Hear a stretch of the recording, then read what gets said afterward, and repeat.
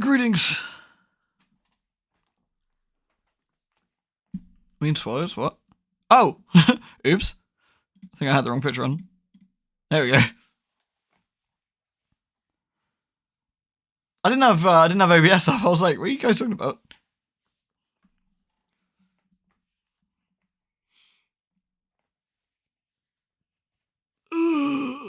Hello, everyone. Maybe I'll swap this onto the feet picture.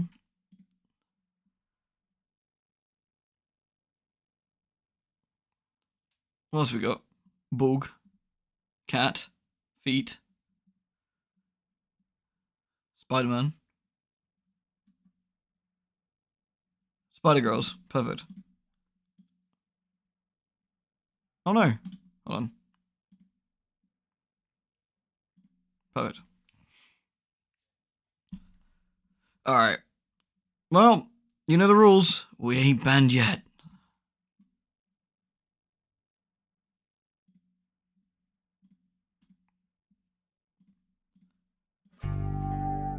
I was gonna do like actual video games, but I'm super fucking tired after work. It's been a long couple of days actually, so I'm gonna play the game that's basically a movie, and I just sit here. Oh, Axton, I'm done with the league, by the way. Do you want to have all my divines? Are you still playing? You can have them if you want. Oh, thank you for the resub, dude. Lewd.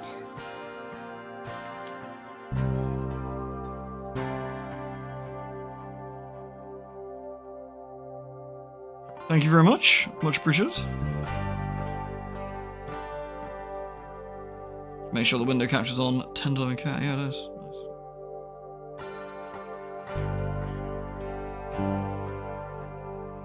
I've done everything I want to do, yeah. I'm done. I'm not going to play anymore this week, so I am finished. I'll save some of the stuff for the next league. I did most of the challenges. I got the armor. I didn't get the helmet, but I got the armor. I'm not going to get the challenge for like doing all the maps and stuff. I'm far too lazy for that.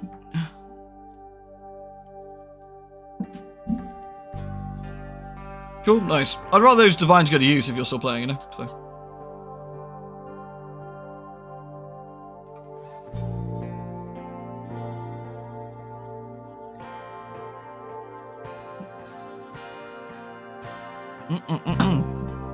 Alright, I'll give it a couple minutes before we start, since everyone's here for the most hand-holdy game I've ever seen. Do you think we're going to be back to making extremely good decisions?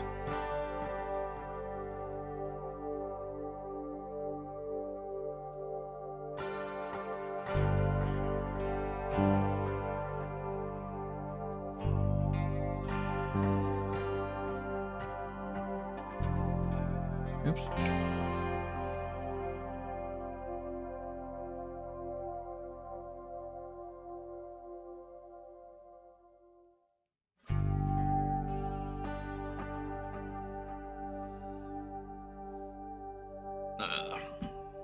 Only the best decisions, of course.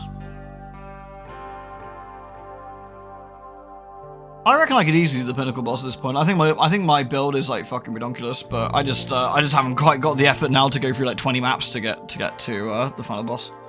I'm just gonna be like, I'll save that for a future time. Hello everyone. Hey Froggy. Lewd. Hello Pengy. Nice to see you. How are you doing? Greetings to you. You have to excuse me, I've got the bad head, so I've taken the rot. But ever since Azzy gave me the mad life hack of just cutting the pills in half, it's been much easier to take them. Thanks, Azzy. Cheers, wise.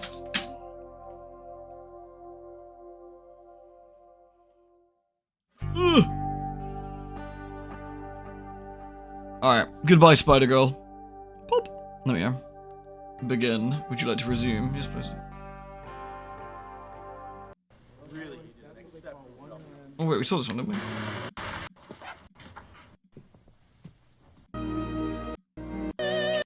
Oh goodness. Oh goodness.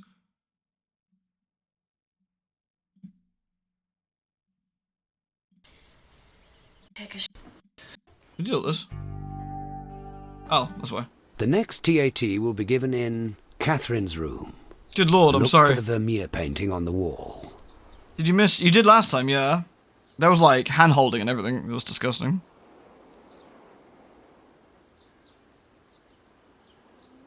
I just didn't think about it, X-Twin. I was like, I'm gonna take these codeines. They're really fucking big, and every time I try and swallow them, they always get stuck in my throat. You doing soaps? Like EastEnders? Wait, who's bald?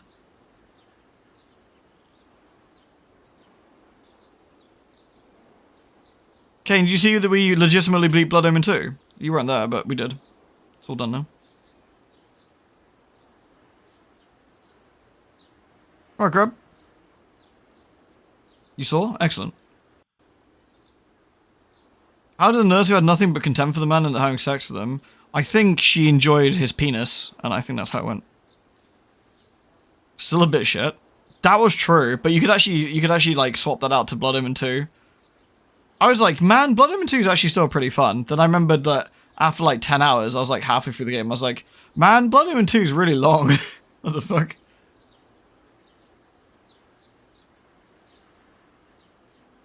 Yeah, she's like super attracted to him. She's like, I wish to sit on your face. And he's like, no, Mrs. Robinson. Writing patient notes in 2 different EHRs because they don't want to talk to each other. Oh, that sounds tedious. I had to tell someone off again today. I had to put my scary manager voice back on. Sometimes that hurt me.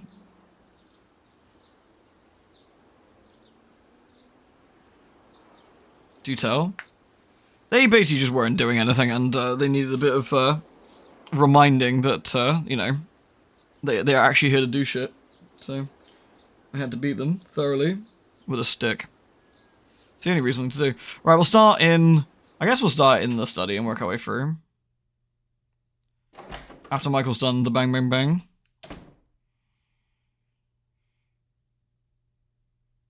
We're doing more Dodge the Banhammer sim today. I don't see why. There's nothing in here that could ever possibly get us banned. Because this is just a game about a relationship between people. And if anyone snitches, I'll fucking know. Actually, if anyone snitches, you'll all know. Because well, I'll be banned for like a week.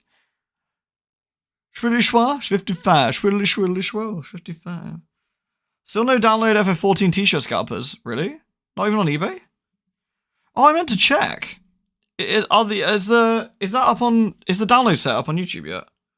Where's my YouTube?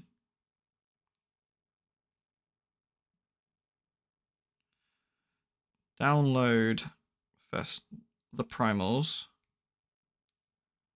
So look, it's very important. I would never derail the stream that's primarily about titties with talk. Oh my god! Wait, no. 2 years ago. There's no even bootleg footage. 3 days ago. There we go. There's some. That's what I say. Surely there's bootleg footage out there. There must be. Okay, there's a little bit on.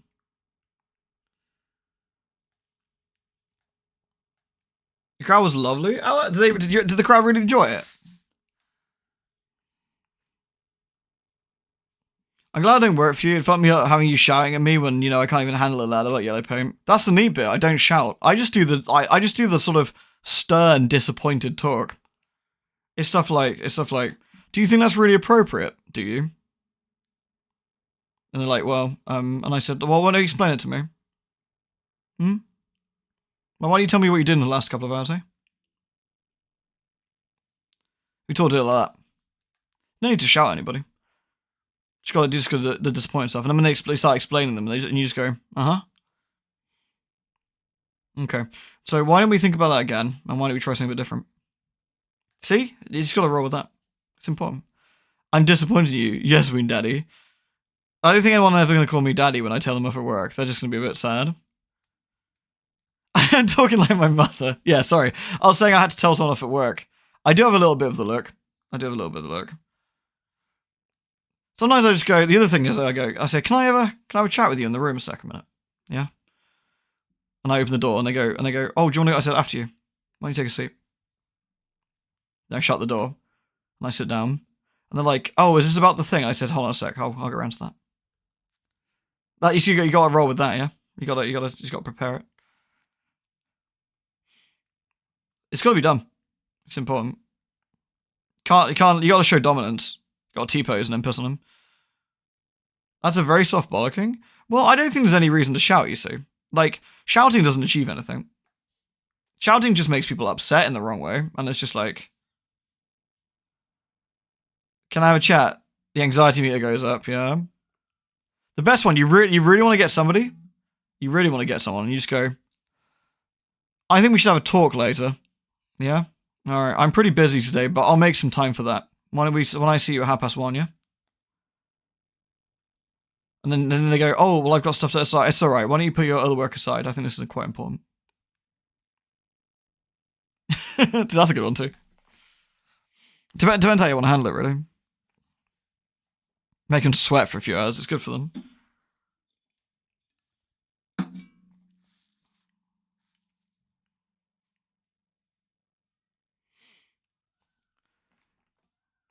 I'll have someone else take care of that for you, yeah.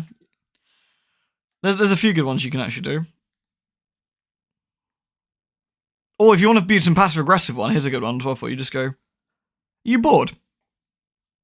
And they go, no. And I said, well, you look bored. She's not doing what you're fucking told. So, do you want me to find something to do? Oh, no, I'm okay. Okay. All right, well, you know, if you happen to look bored again, I'm sure I can find you something to do. That's good. That's a good one.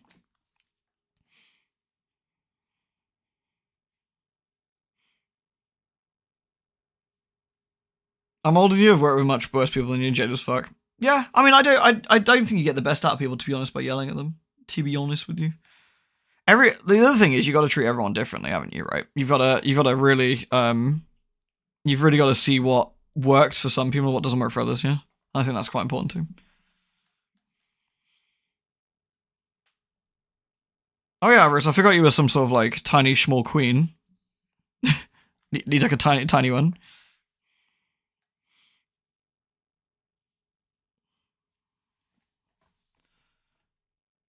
You're busy cutting your finger with some scissors? You shouldn't be doing that, dude. Also, you haven't got to apologize for not being here, my man. It's quite alright. No need. I'm gonna go get a Beppis, and then, why don't you all wait there a sec? We'll have a talk about this, yeah? Give me a couple minutes.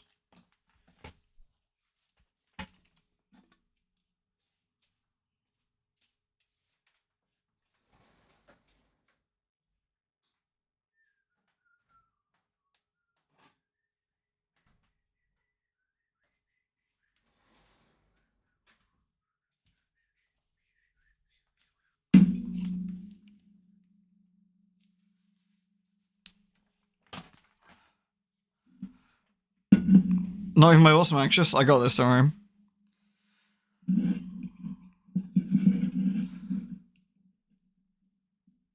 Yeah, 5-3. Small queen.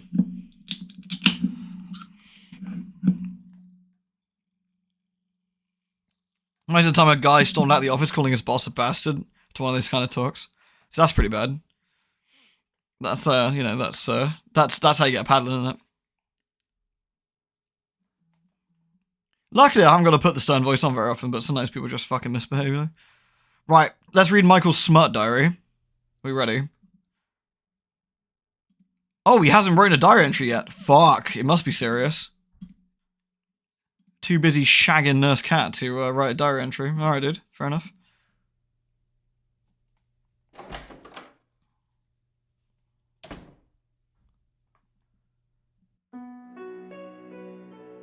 Nothing new in here? No? Oh my god, the fat cat though. Love this thing. What about the living room? He's going for his post-nut clarity. He did sort of like, they did bone, and then he looked mentally like he was closing 7 tabs, you know what I mean?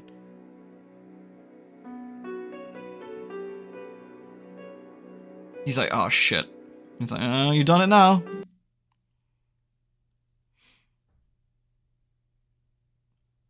I don't like his double stairs. I think they're a bit weird.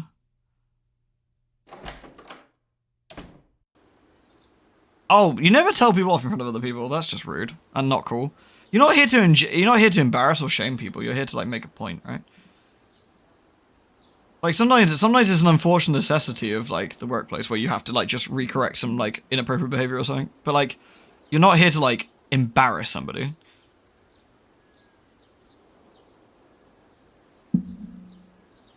You found a list of the files for the different endings. Oh, that'd be cool. Remind me when we get to the ending, Rogan, and we'll have a look at that.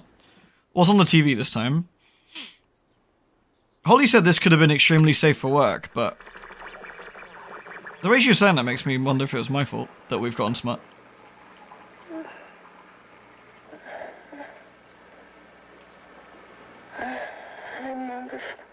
Oh my god.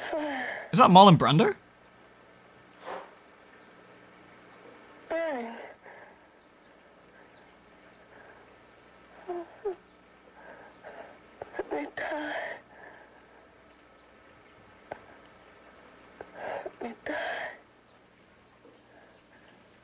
That's a bit weird, isn't it? I had success with transplants. Now I can do it for her. Alright, that was weird. Like a head transplant scene. Alright, there's not an awful lot of stuff going on. The Remember, next TAT will be given in Catherine's room. Look for the Vermeer painting on... I don't want to, dude. Right. Oh, hey, Michael. I love my wife. I really do. Something that happened. I can't explain it. She just... I tripped and my penis fell in her vagina. Shit. I hate when that happens. I want to say she seduced me, but I'd be lying. Yeah. At least he's honest. It's been so long since... Oh, man. I can't believe this. I don't know what the hell I'm doing. But I know one thing. I will never do that again. It happened. It's over. That's it. Do we put a bell now? Never Or? again. Christ. I love my wife, but Kat has some great titties and I just didn't know what to do. Alright, maybe we need to hear Nurse Betty, oh sorry, Dr. Betty, and if she can give us some advice on infidelity.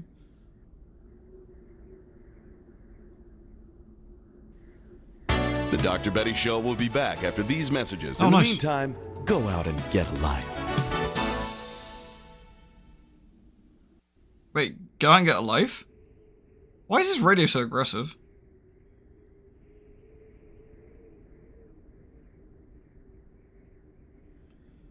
Alright, fine. We're gonna find a diary where it's just, Allison or whatever saying how much she, like, loves her husband. It's a miracle. Jodie drew a picture of Punky. I started crying. I was so happy. Michael came home when he saw the drawing. He started crying too. The little girl's so creative. Was it Picasso that said I spent my whole life trying to learn to draw like a child? What will Jodie be when she grows up? Dead, unfortunately. Awkward, but you know. It's so exciting being a mother and imagining your little girl when she's a woman. Michael is upstairs with Catherine. I want Michael to love Catherine like I do. Well, don't worry. I think he definitely did some of that. I think he did some decorating.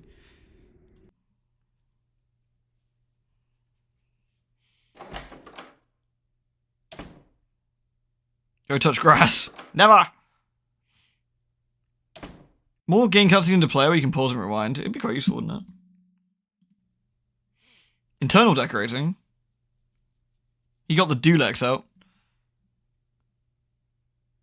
What is it in this time in today's version of erotic art?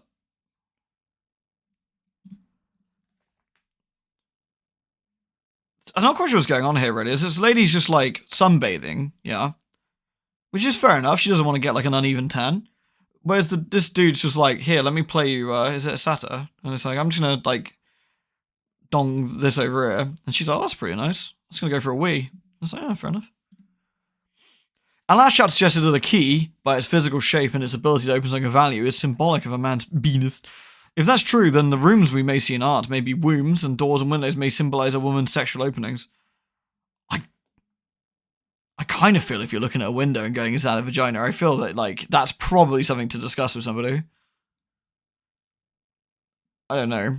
That feels a little bit, you know, like, I'm gonna go open this window and you just go, Yamate Kudasai. Like, maybe you shouldn't, you know. Between the brushstrokes, we evaluate. Is that door open? Is it guarded? What lies beyond it? Should we enter? And then you get Giga that takes us literally. That's true, actually, yeah. A walk through erotic art takes us on a tour of the subconscious. We pass through places we recognise but have never been, stop and admire details that seem so small and significant, yet trigger something inside, something familiar. In the curve of a bottle or cup, filled, we see a woman. In a shell or an egg, we see her fertility. In a landscape that rolls and mounds, we see her body, offering us a view. This is like someone who just like, I don't know, maybe he was like celibate for like 12 years and he looked at a hill and he was like, them titties? And it's like, no, dude, that's a hill. Sometimes just a hill is a hill, my guy. In the landscape of rolls and mounds, we see her body, offering us a view of soft mountains and deep valleys. She moves secretly and silently throughout, unconscious in the form of nests, feathers, and patches of fur. We see her sexuality in the simplicity of a single crack. Look close to the shapes and textures within ingresses, odalisque with a slave. From a long neck of the instrument to the cord that slinks around from the candlestick, to the flat fan of the feathers with its red centre, to the columns that surround the woman in waiting, to the guard at the entrance to her. Look at the art you've chosen to place on the walls around you. What do you see? Look at my art. I got a bit of art from the Silent Hill nurse, from Silent Hill 3. You know, the one that's bound up, the one you can see in the other hospital. I got some artwork from Godiva Ghoul. That's quite pretty. I got Revy on the wall. There's a bit of a poster. I got Marina from Splatoon holding like one of them guns. That's quite cool. My From Beyond poster fell off earlier, which I haven't replaced, so the walls have got some blue tack on it. So, you know, just one of those things, really. Need to see that nurse? I don't know if you can see it from here, actually. So if I can show you. Where's the video capture device? I don't know. There you go. It's kind of blurry. Need it to focus. Oop, there we go.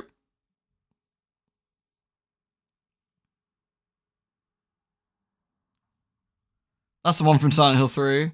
And I've got some more from Demento, which is Fiona and Daniela there. Bit hard to see, probably. Oop.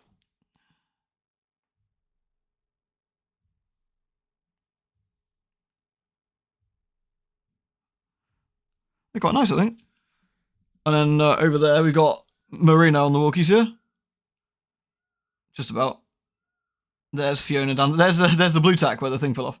I'm going to fix that. And then in the hallway, I've got Port Sulphur Band from Hunt. And I've got the Major from Ghost in the Shell back there as well. So there you go. That's the artwork in my place.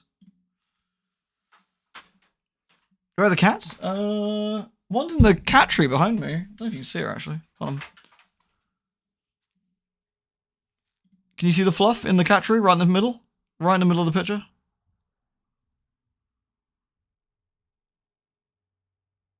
She's in there. Trees. Kitty. Trees. Nah, she spark out.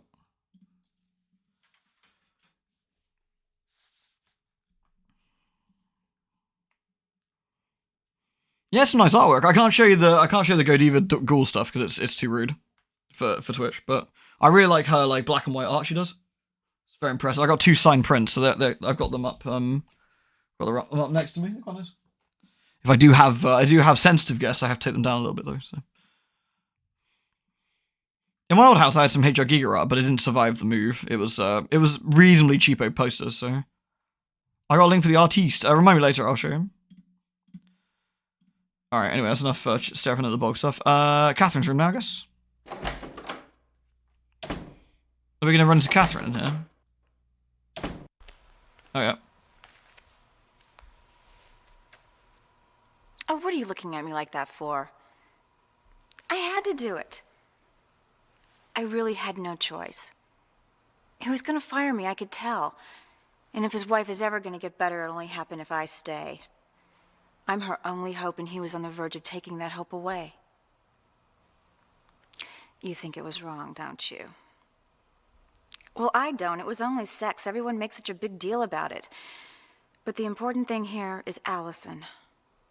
She's very ill, and I'm gonna make her better. I can do for her what Turner couldn't do in a million years. And I'll show you. You'll see what I did was right. I did it for her. And after all that, I need a shower. Goodness. I will also have sex with him to make better. Everyone has sex with everyone to be better. Alright, well let's have a look at the... First of all, let's have a look at the little side drawer here. There's an even better reason to fight you. Is this poetry? Disgusting. Disgusting! What we got on the computer? Oh yeah, there we go. Good Evil Girl on Blue Sky.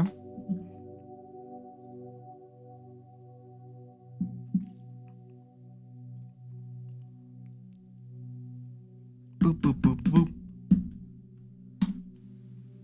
He was on the verge of getting rid of me. I had to take control of him. A dangerous sort of control, but control nevertheless. I did it for Allison's good. It was absolutely necessary. And my seduction was cool and calculating. He was, to use that old cliche, putty. But I have to confess something. Something I wasn't quite prepared for. It felt so good. It felt so good. I want to do it again. Soon. We've definitely made the correct choices to not affect our marriage, I feel, so that's good at least. I have a recurring dream in which I'm the sole passenger of an exceptionally fast-moving train. The interior of a train is deep blood red. The seats are a dirty velvet. I sit, contentedly, my hands folded in my lap, my head turned towards the window. I smile at the yellow-green blur of the indistinguishable landscape rushing past at breathtaking speed. Out of the corner of my eye, I notice the conductor approaching. I turn my head to face him as he moves towards me. He walks so slowly it makes me uneasy. He smiles, and I'm afraid of him. When he's very close to me, he stops, bends towards my body, and offers me a drink. I accept, and he produces the drink from behind his back. A large glass of white wine. I reach for my wallet to pay, and he shakes his head with a wry smile, playing on his lips, and says, "No, no. Bittersweet," he says. "You already bought the farm." He disappears. That's a bit weird. All at once, I'm struck with the clear and certain knowledge that 20 years earlier, I killed a woman with blonde hair. What? I begin to perspire. Sweat beads across my forehead and trickles down to my cheeks. My stomach burns, and I experience a violent urge to vomit. Overcome with horror and remorse, I suddenly understand. I ought to have understood 20 years earlier that I am a monster. Dazed, I rise from my seat and begin moving towards the back of the train, staggering under the weight of my own guilt. The conductor is waiting for me when I arrive. He gestures towards the handrail at the back of the train. I stumble forward, grab the handrail, and pause long enough to look back at the conductor. He smiles and nods as I throw myself over. That is a weird dream. Colette. Oh, this is Colette, the girlfriend of Catherine. Colette was a graduate student at a local private college. She came to the clinic after a failed suicide attempt, prescription drug overdose. She was extremely intelligent and articulate woman, a lesbian who loved to create elaborate control games during love play. For example, she would have her naked partner lie on her back and hold marbles between each of her fingers. She would then order the partner to not drop any of the marbles. If she did, Colette would stop performing the lingus. Sorry, that was a funnier way of saying it. Colette fell in love with one of the nurses of the staff, a bisexual. One day, she walked in on her love at having sex with a man. Shortly afterwards, she made another suicide attempt. Thankfully, it was also unsuccessful. A cunning linguist. A Shakespearean wordsmith. Oops. Where was the thing? Was it a picture? Oh, there we go. Paying a woman for sex is... Shit, I don't know. I've never done it. Demeaning, a power trip, sinful, desperate, exciting? I guess it depends entirely on your context, right?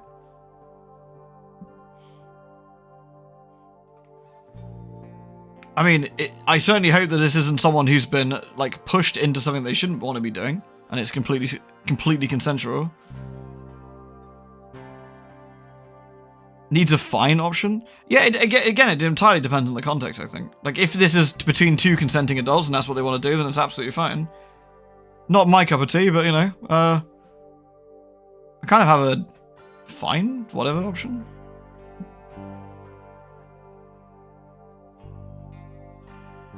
I don't know, I don't think any of these really. There should be a neutral option, there isn't, yeah. I guess the game doesn't really want to, like, roll in neutral options, really. Yeah, I'm totally right. Sounds like a cheese dream. That really did sound like a cheese dream, didn't it? Well, I don't know. I don't think it's sinful or demeaning. Like, there's a lot of like sex workers out there who absolutely enjoy what they do. I think the important thing is it's fine, it's safe, and it's consensual, of course, right? That's always the key thing.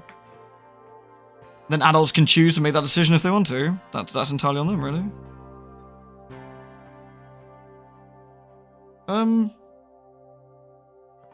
I don't really have. There's not really a neutral option. I fancy. I don't know. Power trip, sure. There you go. Whatever. I am happiest when I am safe in my home. Absolutely. Gotta love a bit of cozy home life. Consent is the sex thing somewhere. Fucking facts, isn't it? Why is this woman so sleepy? I don't know, because she needs some sleep. Because she's cosplaying as Vegeta from Dragon Ball Z. Good God, look at that widow's peak. What a fantastic haircut. To be fair, Vegeta's a very handsome man, so that's not a bad haircut to have. Just saying. She's been working all day. She's exhausted from taking care of her kids. She's been drinking. She got influenza. She's daydreaming. I feel she's just chilling. I don't know. I'd guess, like, let's see. She's at home. Like, there's like a rug going on here. She's got dinner sorted here. Like, maybe she's like living by herself. She's cooked dinner. And now she's like, you know what? I'm fucking pooped, mate. Because she's old. How did Vegeta get taller each season? They put him on a rack. I think Bulma's secretly wishing for him to get slightly taller every season. I think number one, too. I think she's just been working. She's busy. Why is the young man standing by the piano? He's an admirer. He loves watching the young girl play. I'd say it feels like he's an instructor. He's the piano tuner, and she's his assistant. I don't know. I feel like he's the instructor. I feel like she's like gelling up, sitting down, doing some piano work, and he's like, no, play Ferajaka, for fuck's sake. What is the significance of a red hat? Oh my god, that is a fucking great hat. It shows she's full of lust. I don't know, it looks like she skinned a fox. There's no significance, it's just a hat. Sometimes, a hat is just a hat. The color red means that she's angry. She doesn't look that angry. I think the lack of eyebrows makes it look a bit strange, but it shows someone who's outgoing and looking to draw attention. I'd say actually true. I think this is a hat that's making a statement. I think this is a hat and she's like, you know what? I want you to look at my hat that looks a little bit like a fox. It's red. It is red, right guys? It says red. Yeah, fine. I am a creative person. I guess so. I mean, I used to do Let's Plays and I do this kind of stuff. I'd like to say I'm somewhat creative in some ways. I'd say less creative and I think maybe a little bit more witty than creative, but whatever. True. I like performing in front of people. Nah, sort of. I mean, I do this. I not necessarily want to do this IRL, in a way. Like, I don't know, a bit awkward, isn't it? But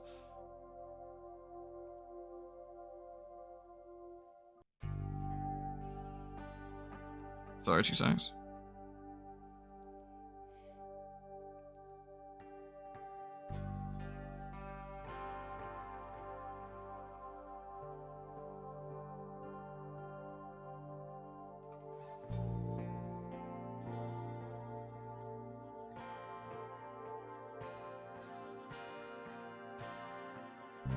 I'm literally performing right now. Shit!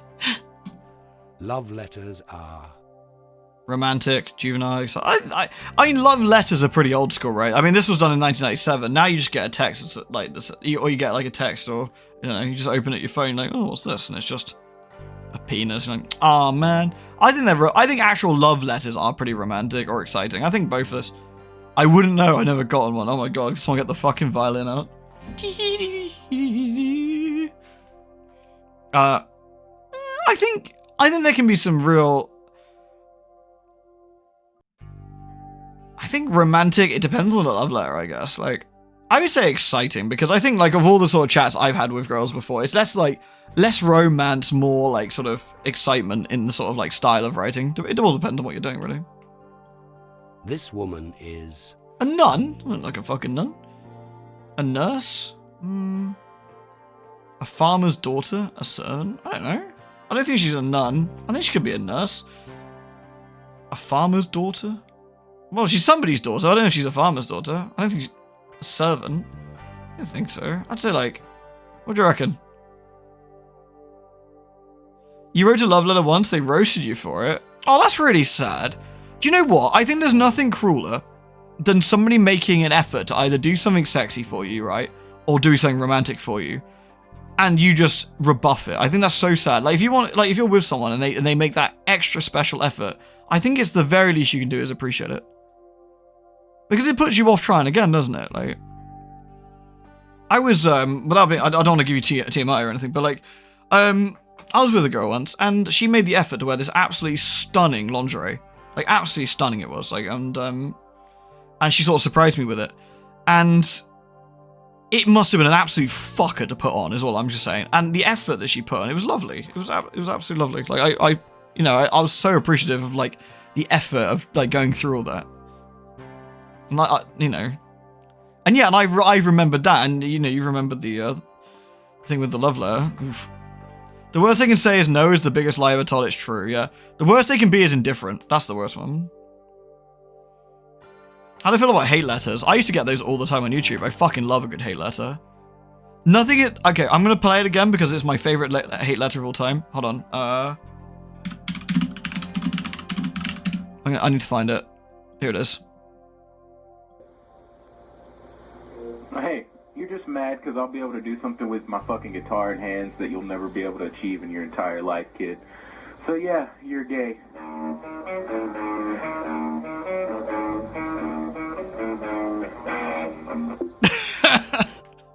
That is by far one of the best. Have you never heard that, Draxus? It's an old Xbox Live message. You used to be able to send each other voice messages, and they were like 20 seconds long. And you'd get the most unhinged fucking messages sometimes. They were so funny. They were so funny. That's probably one of the best, though. The incredible, like, I play guitar better than you do. A random like insult followed by like, shit, what was that? Metallica, right?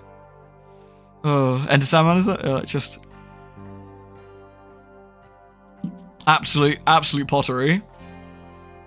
Honestly, either Enter Sandman or Smoke on the Water for either or, like. I mean, if someone dropped like fucking like Mechanics by Megadeth at me over a message, I'd be like, yeah, you know what? I'm quite impressed by that. That's pretty good. Or for Metallica fans, that's the song The Four Horsemen. But that one, yeah, let's see. Oh, we don't talk about Shadman. Oh no. But yeah, so I'm okay with hate mail because if it's like that, it's pretty funny. I wonder why that messaging function didn't stick around. I received one once that was just genuinely just some of the worst things you could imagine just for about 20 seconds constantly. And I was like, wow, that was unpleasant. Yikes is all I'll say to that one. You've never gotten a love letter. Somebody you managed to be married for more than 10 years. I mean, sometimes people don't necessarily send love letters. I mean, sometimes it can be something as like lovely to receive, like I did, like when they sort of dressed up a bit. Like it can be just a feeling or a nice thing that someone does for you, right? Or just sometimes just something romantic or sexy. That can be enough. I got hate mail for changing my profile picture. I changed it for like one day to be like Duke Nukem because Duke Nukem Forever came back to life, and I was like, yeah, always bet on Duke, and they were like, rah! And I was like, oh dear. Or that guy who sent me a death threat because I insulted Detroit. That was a funny one. So I doubled down on that one because it was funnier. I've got balls of steel. Balls. I'm just sending you a photo of your plushies playing cards. That's cute, exactly. It doesn't always have to be like sex, boobies, sex, boobies. Sometimes it can just be romantic little touches and like nice little things. Or sometimes just remembering to do something. Like someone remembers your favorite chocolate and they get you some, or it can just be tiny little things, tiny little things. But yeah, it's all going back to the point. Nothing crueler than essentially someone making an effort and having that sort of indifference, or like them not caring, or like even worse, belittling about it. It's just like, oh well, fuck you then. You suck. All right, I found my store. Why not? Why is she opening the window? Because it's got some stank in there. To clean it, it's dirty. To throw the water out on the window at a noisy street peddler. She needs some fresh air. I think this girl needs some fresh air. Michael and Catherine has been banging in there, and it's like, woo, goodness.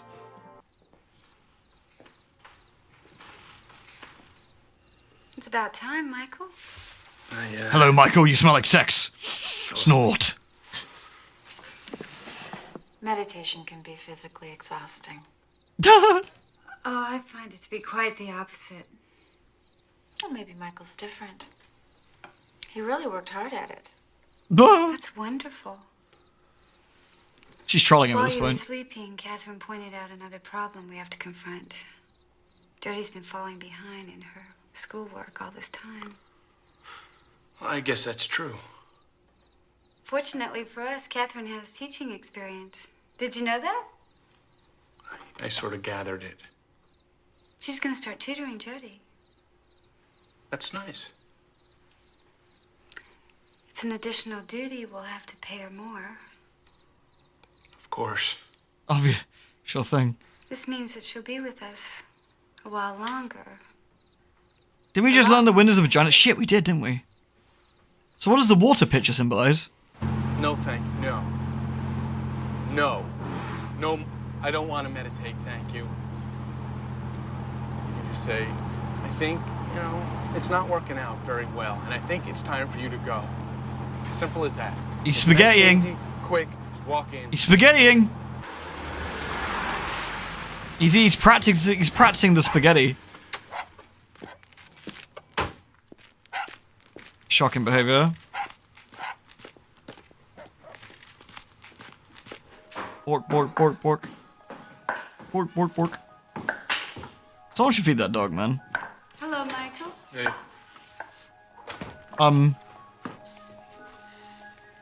I can see her boobies. Allison, you look great. Catherine told me to tell you as soon as you get in to go up to your second meditation session. She said she expected you to be very eager. Oh, she did she? Mm-hmm. Well, I'm not interested in meditation anymore. I'm gonna show her a piece of my mind. I'm gonna tell her about it. And penis. How lewd. Agreed. Thank you, also. Thank you very, very much.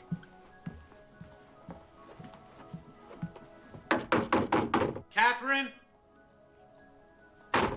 Catherine! Just come in, it's not locked. She got clothes on this time. Well, Oh, she I does. told Allison you'd be eager, but I didn't know you'd be this eager. Not eager. At least not for your so-called meditation. Oh, What happened in here last night, it sickens me. is that a fact? Yes, it's a fact. And I don't intend for it to happen again. I see. No, I don't think you do see. Last night is just a part of it. I'm unhappy about most everything. I don't think you're working out. I think it'd be best if you just leave. I'll pay you for 2 more weeks. I think that's more than fair. Really? Does Allison know about this? Allison is in no condition to make such decisions. And you are. What is that supposed to mean? You're upset about what you did last night. And you're acting with extreme selfishness. You'd like to forget about it, so you just want me to leave.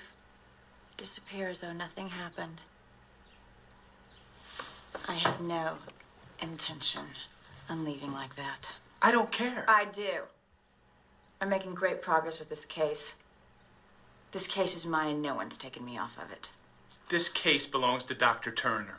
I made more progress in 1 day than Dr. Turner did in 6 months.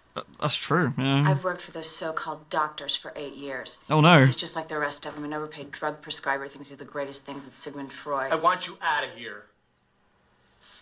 And what are you planning on telling Allison? That you asked me to leave because we had sex? Of course not. Oh, I thought he was gonna tell his Why wife. not? It's the truth. So I wouldn't do that to her. That would kill her. What do you care about her? How can you say that? She means everything to me. If you cared anything about her at all, you wouldn't even think about having me leave. I'm making tremendous progress, and you want me to leave simply because you can't control your lust for me. Such a lust. I'll show you by having not sex with you true. again. Haha. Isn't it? Oh my goodness.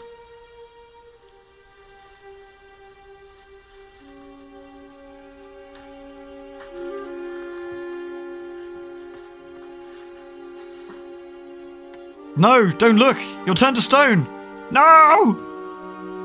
She's like Medusa. Oh. He didn't take much convincing, did he?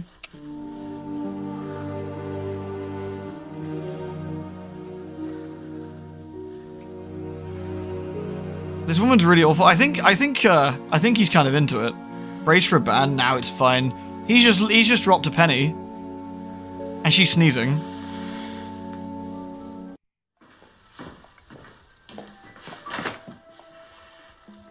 Ethics aside, this is not how therapy. I guess you decided to do meditation after all. I guess it depends who the therapy's for at this point. I'm not gonna continue with it anymore. But it makes you feel so good. It just makes me feel tired. I can't agree. I've only got sound in one ear cup. Allison, just what do you do in your meditation? Ah, have I gone deaf? The same thing as you, Michael. Don't like it. Really? Tell me about it. What do you mean? I mean, describe what you do. Why should I describe something that you already know about? I thought maybe we'd compare notes. If you want to know, just describe to me what you do and I'll tell you if I do anything different. Forget about it. I'm not gonna do it anymore anyway. Suit yourself, but personally, I don't know how you can give it up. You know, I've been thinking. You were probably right from the beginning. You know, we don't need a full-time nurse here. Well, I've certainly changed my mind about that with all the things that have happened. How could you say such a thing? I just don't think she's doing such a great job. Michael, that's ridiculous. What's wrong with you? Did you have a bad day at work? It's a horrible addiction to sleeping with blonde ladies. You know I don't have to work. We don't need money. I could quit work. I could be home all the time again. We could get somebody on a part-time basis. No offense, Michael. But Catherine does things that you could never do. Yeah, it's true. You put too much faith in her. You don't know what you're talking about. Smells divine. Oh my goodness. Michael's decided to give up meditation. Oh, really? He seemed to enjoy it. Maybe you could try it again, Michael. Good God. I'd be willing to try it with him again. See, Michael? She's willing to try harder for you. I heard her. Is this man Sisyphus? Is he pushing a boulder up a hill? Dog, I swear to God I'm gonna kill it one of these days. Did you remind him to get the pizza? Oh, that's right, I forgot. This is the most sexually loaded scene I've ever seen in my life. I know what you The mean. house special at the Nimble Hippo in Ashland. It's 20 miles away. We'll warm it up when you get back. I'm not driving into Ashland tonight. It's been a long time since Jody's had a slice of pizza. She's right, Michael. Jody asked for the pizza. Good. All right. All right, I'll go get the pizza. All right.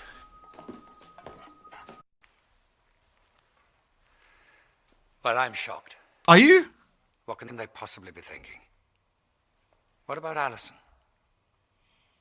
Did you see him trying to Is get this safe her for work? to tell him about what goes Absolutely. on in her meditation session? No, dude, it's not. It's really, really not.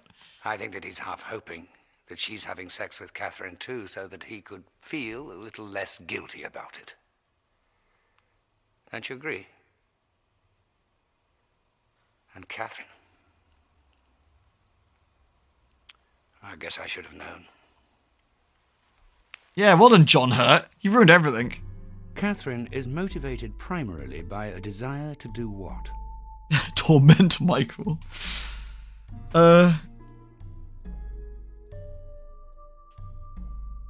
I think we could see this, and there's three things we could see out of this. Procure sexual gratification, I think is absolutely one option. I think advance her career, I think is a perfectly reasonable. I think facilitate Allison's recovery is also reasonable, because I do genuinely think she is trying to help Allison. I do think that. It's just... But I do think tormenting Michael is also getting up there, yeah.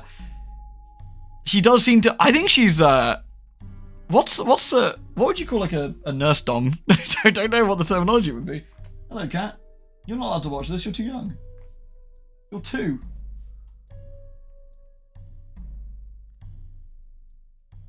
Yes, kitty. Yes, kitty. Yes, kitty. Yeah, Stormwolf, this is, so when does this end deployment zone we're tired? I mean, it might have already been there. We've already had two extremely dubious hand-holding scenes. You want a cat cam? Alright, hold on.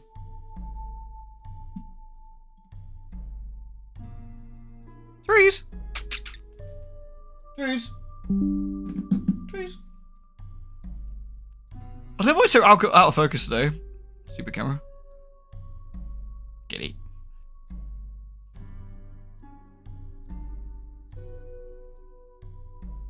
Trees. Trees. Alright, she's having a wash. Not overly exciting. There you go. She's busy, yeah. It's supposed that Catherine's also having sex with Allison as some kind of medication. I have no idea, actually. I generally don't know what, I do think she cares about Allison, but I primarily try to validate her own theories about sexual therapies. It could be. I think advance her career, potentially, is the top one here. Thing is, it is kind of multiple, isn't it? Torment Michael. She's ambitious, isn't she? What do we think, peeps? Do we think she's trying to advance her career more than getting Allison better?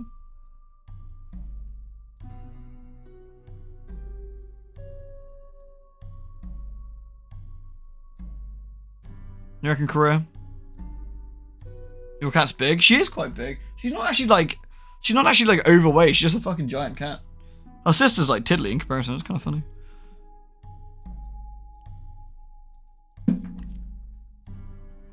No big shaming? She's large bonds. If you lean into the Torment Michael option, you get a really unhinged eye, do you? Say advance her career, I guess. Do you agree with Michael that Allison would be better off if Catherine left? Oh, you know... probably not, because Allison is better. It all depends if this therapy is actually going to play out. I mean, the big plan is... I think, didn't Catherine told us, right? The actual plan is to build this up to the point where she's opening up a bit more. Remember what she said last time, that she wants to get her to open up and be more relaxed, and then they're going to work through and do the, essentially re-kill the daughter, in the sense that they're going to, like, discuss through the event again and try and make her, thingy again. If you have a medical professional having sex with a patient, yes, Allison would be better. Yeah, I mean, that's also true. I mean, there's some dubious ethics here. I actually think... I'm going to say no, but I'm going to reserve a caveat for this, that if she doesn't actually follow through with this therapy, then maybe yes. So... I prefer romance over raw sex. See, I don't know. Sometimes. I think the answer's sometimes. Sometimes it's fun just to muck around. Some of you all have friends with benefits, right? Like, sometimes it's just fun to muck around. But sometimes it's nice to have romance. It's a nuanced thing. You know, it depends. It depends. Seeing as the implication that Catherine's therapy... she might just retreat into herself again, exactly. So I think the answer is we'll have to see how it plays out. Sometimes. Sometimes I think of things that are too I seem to be reliving the same event. Sorry, it was funnier that way. Over again. I seem to be reliving the same events over and over again. I mean... Are we? I don't know. Nah. Do you agree with Catherine that Michael is acting with extreme selfishness? He does appear to be a little bit. Damn it, Catherine, you're doing terrible things to my wife. I also hate it when I accidentally keep sticking my penis in you. Alright, Michael. That one might be on you, my dude. What are you doing? What are you rubbing yourself against the computer for? Eh? Eh? Oh, you like that? Yeah, you like that? Yes. Yes.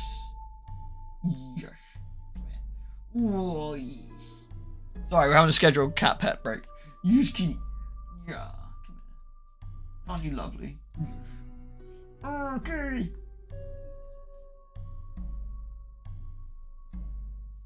You're such a pretty kitty, aren't you? Yes. Even if you do weigh like 6.5 fucking kilograms. Yes. Yes, kitty. Do I agree with Captain Michael? Is acting extreme? Yeah, I think in certain instances, yeah.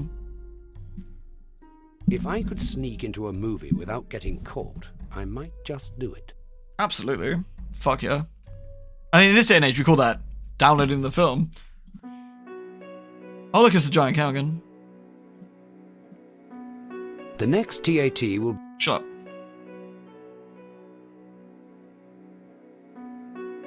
She's a big bone kitty. Oh, that's the same room. Oh, this is the wrong room. I'm sorry.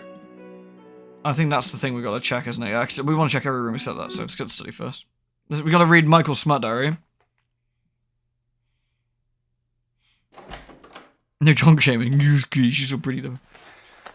I know. I know. You know? God, what am I gonna do? What are you doing? I can't believe it. I can't believe I did that. I can't believe you did that. I never felt like this. I hate her. But, okay, I know, I said it before, but I'll never let that happen again. I mean it. Never again. She's... I don't know what I'm gonna do. Now I gotta go get a fucking pizza. That's the best line of the entire thing. Oh my god, that was fucking incredible. Now we're gonna get a fucking pizza. Oh. Oh, that's amazing. Oh. We've all been there, my dude. And you just don't want to get the pizza, and you gotta get the pizza.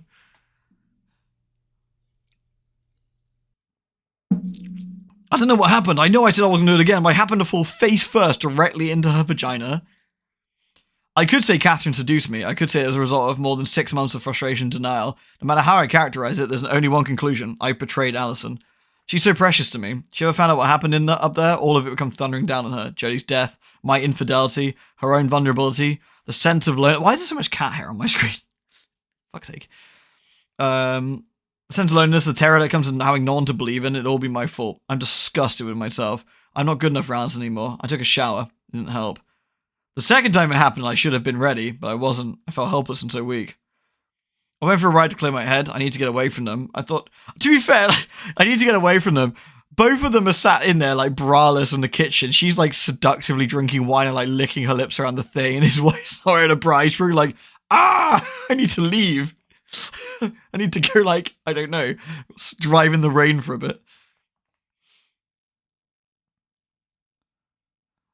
Get this guy in touch with New York. He needs his pizza now. We need to contact J. Jonah Jameson. This man's a menace. Went for a ride to clear my head. I need to get away from them. I thought I was just driving aimlessly around town. I realized I was heading for the cemetery. Hadn't been there since Jodie was buried. I climbed the fence. I ended up at Mark's grave. The coma only lasted... Oh, he's not going to talk about Mark... Oh, Jesus. Stop banging his girlfriend. Jesus. The coma only lasted 10 days. Then he quietly died. Suzanne and I had come here on the morning she was leaving for home. She told me that Mark had been planning to go on college in Germany and that they talked about getting married one day. She believed the dead stay with the ones they love after they die. He wouldn't leave until he thought we'd be alright. He knew that we were both afraid to let him go. We were pulled to each other again. The attraction was impossible. We made love next to Mark's grave. I could feel him watching. Michael, you suck, dude. I don't even believe in like afterlife or shit, man, but fucking hell, man. Your best mate's just been buried. He's like, I'm gonna bone his girlfriend on top of his grave. My god, dude. Get a grip. For fuck's sake. This guy just goes, I don't know how I keep getting seduced. How does this keep happening? And this girl's like, would you like to have the sex? And he's like, oh, I don't know how it happened. It just occurred. I go back in time. I make the dead come back to life. I create my own reality. The music's playing. It's years ago. My father's still alive and the four of us are sitting in the living room and reading a book. Allison is knitting and watching my father play checkers with Jodie. He always almost beats her and lets her win. The scratchy records are my mother's. Old brittle 78s, rare recordings of country western songs. When Wooden Heart comes on, my father says, this was your mother's favourite. She hummed it all the time. Alison smiles as though she remembers my mother too. My father's reverie interests Jodie. Is Nanny humming in heaven? Will she ever come back to see us? Can we go see her? When people die, my father says, they never come back. It's like going through a door that only opens one way. Is Nanny afraid then? Is she crying? Says Jodie. My father looks at me. He doesn't like making death into a fantasy. He is cold and realistic about it. I know he wants to say Nanny is gone lost forever, that she's nothing anymore, but my facial expression tempers him. He does his grandfather's duty. No, when people die, they have no fears and they never have to cry. There's no reason to cry. They feel sorry for people who are alive and have to cry. It's your move. Be careful, I'll beat you at checkers this time. He loved Jodie. My dad loved her more than he ever could have loved me. And yet, Because she was my child and he loved her so much, he actually respected me for helping create this beautiful creature. I see him now, watching on her and doting on her. I'll stay here for a while in this room. I'll stay here till I can't stand it anymore, until the sorrow chokes me. Like, so how the sorrow chokes me like Cat did in the fucking room. Arf, arf. I wonder if the actors had any idea what these extra writings said about them when they performed. They're so much more extreme than the live action parts. I wouldn't be shocked if they actually had input in the characters. A lot of the times, like, the actors tend to say, like, I think my character would do this, or my character might do that. Because, you know, the actors can really help get into the roles, can't they? Okay, what's on the TV this time?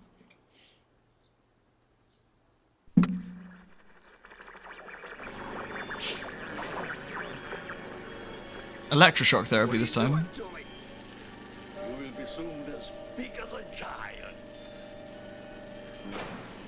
The strength of 20 men. Oh, nice. Or, like all the others, dead. Bzzzt. Bzzzt.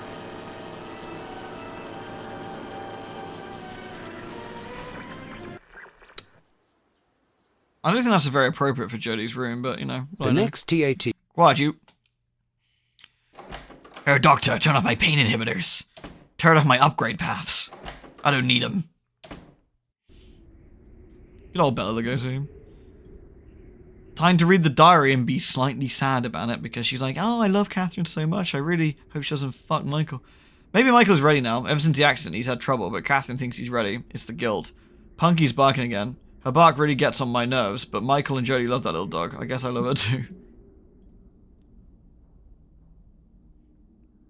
Do the writings change based on your answers? I actually do wonder. I'll look all this up at the end. I don't want to spoil it in a way, you know? Look at Mr. Fancy in 1996 having a touch phone. Jesus. My parents had one of those rotary phones. You had to put your finger in and wait. This is Dr. Turner. You have reached the Chrysalis Institute. The office will be closed for an indefinite length of time as I have been called away on a family emergency. Oh no. If you have any questions, please contact my secretary, Mrs. Greenstreet. Goodbye. Alright. I like Mrs. Greenstreet. I think she's pretty fun. Dr. Betty, teach me. Teach me about things I need to know. We have Alan on the air. Hello, Alan. Hey, Alan. Hi, Dr. Betty. Thanks for taking my call. What's up, Alan? What's going on, Alan? Well, I've been in a relationship with somebody at work. Really? Cool. Nice. Things are kind of getting out of control. Steamy? I can't imagine why. Well, I really like her. Nice. She's funny and smart, and we really click. That's good. You know, the sex is like so beautiful. I think I'm in love. Aw, No. that's nice. I know I'm in love. Oh. She's the best thing that ever happened to me. Does your office have rules about employees dating each other? No. Then what's the TPB. problem? Thank She's you, man. married. Uh-huh. Uh-oh. I'm married too. So your problem here is that you're committing adultery. TPB, sorry, dude. Well, Thank you so much. I wouldn't put it like that. Well, I sure would, Alan. What else would you call it? My wife doesn't want me anymore. She's frigid, you know? Sorry, TPB. I'll Sure. talk in a minute. She'll lie there like a corpse and say, "Go ahead, Alan. I don't mind." But that's not what I want. I'm not a necrophiliac. I'm a warm, caring person who needs to be nurtured and loved. I want romance and passion. Well, let me be blunt, Dr. Betty. My wife makes me physically ill. I can't stand the look of her, or the way she smells, her breath, the way she clips her toenails, the way she sneezes. God. Jesus. Everything about her. I hate her guts. Then why don't you get divorced? It's pretty simple. I can't divorce her. Why? I'm a strict Roman Catholic. You can't divorce your wife, but you can cheat on her? Commit adultery with another woman? Alan, I think you're a hypocrite. Yeah. Well, probably. So what do you think I should do? Will you really listen to me if I tell you? Yes, I respect your opinion. If you're going to live by a set of rules, you can't just pick and choose the ones that suit you. You are married. According to your religious beliefs, you are committing a heinous sin. That's the way it is. You're stuck, Alan. You're gonna have to stop seeing this other woman. That's just what Father Francis said. Well, he's right. So what are you gonna do, Alan? Well, I think I'm going to get another opinion. Why did you even call? You knew what I was going to say. Yeah, I know. You're a worm, Alan. I know. A worm. You're a worm. Well, I'd rather be a happy worm, though, than a miserable worm. Goodbye, Alan. Seriously, sorry, I obviously noticed your extremely generous bit donation there, TPP. Thank you ever so much. That is absolutely bananas, my guy. Thank you so much. Lies of P is better than Elden Ring. You know what? I think I'd say Lies of P is better than the Elden Ring DLC. I think base Elden Ring's still really solid though. But Lies of P is a fucking fantastic game, I will say. It really is a fantastic game. TPP, that was an insane donation though, dude. Holy crap. Thank you ever so much. I hope you're still here and you didn't get... Oh, Soul Calibur's so good though. I love Soul Calibur. Yes, Stormwolf. High five, mate. Soul Calibur's so good. Hey, World Souls. Alan gets off and being called a worm. Maybe that's what it is. Alan's like, yeah, call me a worm again, Dr. Betty. Call me a worm. Delicious worm. I'm not sure TPP's here. I'm gonna message him a sec. Because that was so crazy.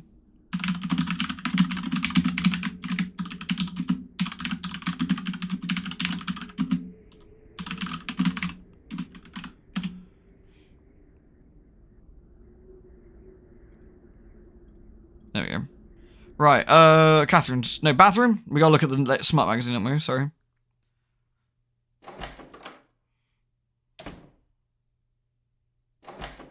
You should have divorced that lady if they weren't getting along. Like, you know, but... Just one of the... Oh, are the pills gone? No, the pills still there. Okay. Alright, what dubious smut picture we can get this time? Let's have a look.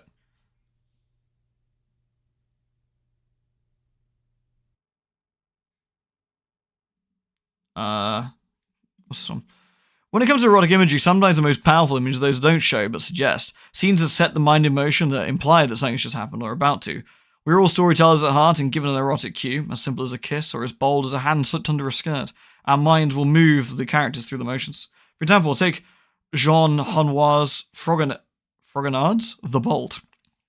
The couple is fully clothed, and an embrace that seems sweet until we notice the overturned chair. While his motion to bolt the door is clear, it's up to our imagination to decide what her outstretched hand and blank face implies. I don't know, look, it looks like Griffith is getting one off. It's a bit weird. I'm not sure about that one. Gee, you wonder what's going on there? I don't look at Soul. We can make her what we will, just so we can imagine the two women in Courbet's sleep. The painting seems to beg our imagination for an explanation. Why do two women lie, nude and tangled together? They're just gal pals. Oh my god. They're just besties. Hair clips and pearls strewn across the bedclothes, sleeping. There seems to be only one answer. But then the stories that move us in our heads, the motive and motions of the characters, the actions and reactions that bring them to the moment. So peaceful can it possibly be the same? Just roommates, exactly.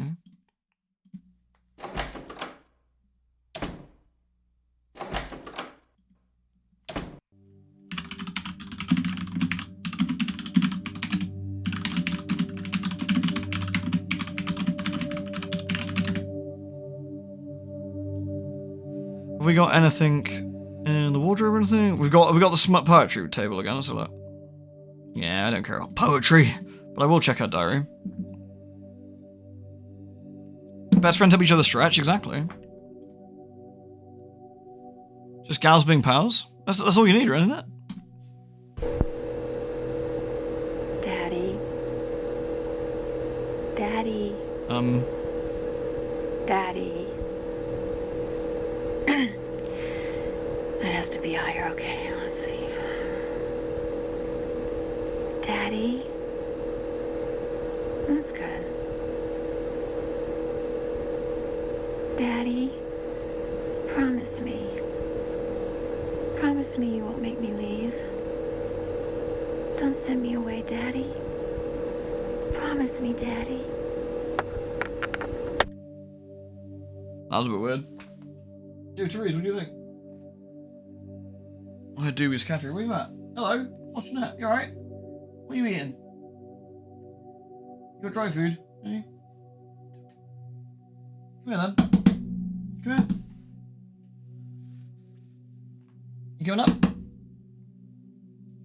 Yeah, come here then. No? Alright. Fine, fuck off then. Sit by the window for all I care. Rude. He wanted to fire me. I couldn't let that happen. I have an obligation to Allison. Her health depends on me. She would not be safe alone here with Michael. I have an obligation also to myself. I worked too hard and waited too long for an opportunity to prove myself. This case is mine and no one's going to take it away from me. I saw a way to protect us all and I took it. Newlyweds. Alright. Remember, lurkers, it's that time again. Headphones off, volume up, let's go. A middle-aged psychiatrist on staff at the clinic was married to one of the most stunning women I've ever seen. She was tall, voluptuous, and drop-dead gorgeous. That didn't stop the doctor from cheating on her, however. It was well known that he was having an affair with 2 of the nurses on the staff. He never approached me, though. At first I was curious. Was it because he didn't find me attractive? Was I acting too aloof? When I found the reason he didn't want me, I was a little surprised. I wasn't appealing because I was single. The doctor was only drawn to married women. The more recently their nuptials, the better. One night, I went to a party thrown at a lawyer's clinic. A woman had just gotten back from her honeymoon. When I started to use the bathroom and stumbled on her and the doctor having sex. Afterwards, I found out the doctor had actually followed another of the nurses on her honeymoon. He'd taken a room at the same hotel. At night, she'd slip out of her husband's room and bang the good doctor. Dude, these people fucking suck. You guys all suck. Yeah, cats occasionally just don't give a fuck. They're just like, nah, we out, baby. We out. You're like, alright, fair enough. She's trying to mind break Michael. Maybe he's into it.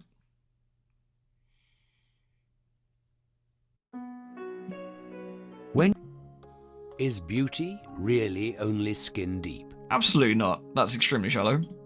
People want to have kids. Oh god, terrifying. What is that? Some sort of crazy meat siren? Oof. Because it's instinctive to have someone to care for, to have someone around because they're so much fun, because their own lives are hopeless. I think people have kids for many different reasons. I don't want kids, but maybe, I don't know, people like kids because I guess because people want to have kids, so they want to continue a family. They want to have somebody to care for. They want to. I think it's a lot of these, really. I don't think it's because they're like hopeless. I think it's a bit nihilistic, but crotch goblins. Ew. Instinctive. I think instinctive is a reasonably strong drive for a lot of people because you have kids because that's what you do. Like, I think there's lots of reasons. I think instinctive is a perfectly valid one. The beach is a great place to... Wait a minute. She hasn't got a top on. Wait a minute.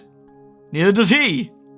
The beach is a great place to take walks, exercise, have sex, read or work, people watch. You know what? I wouldn't have sex on the beach personally. I imagine the sand would be quite annoying, but I don't know.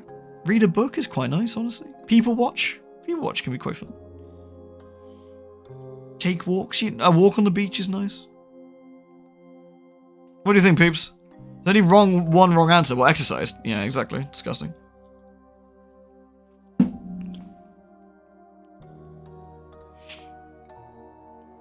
All of these.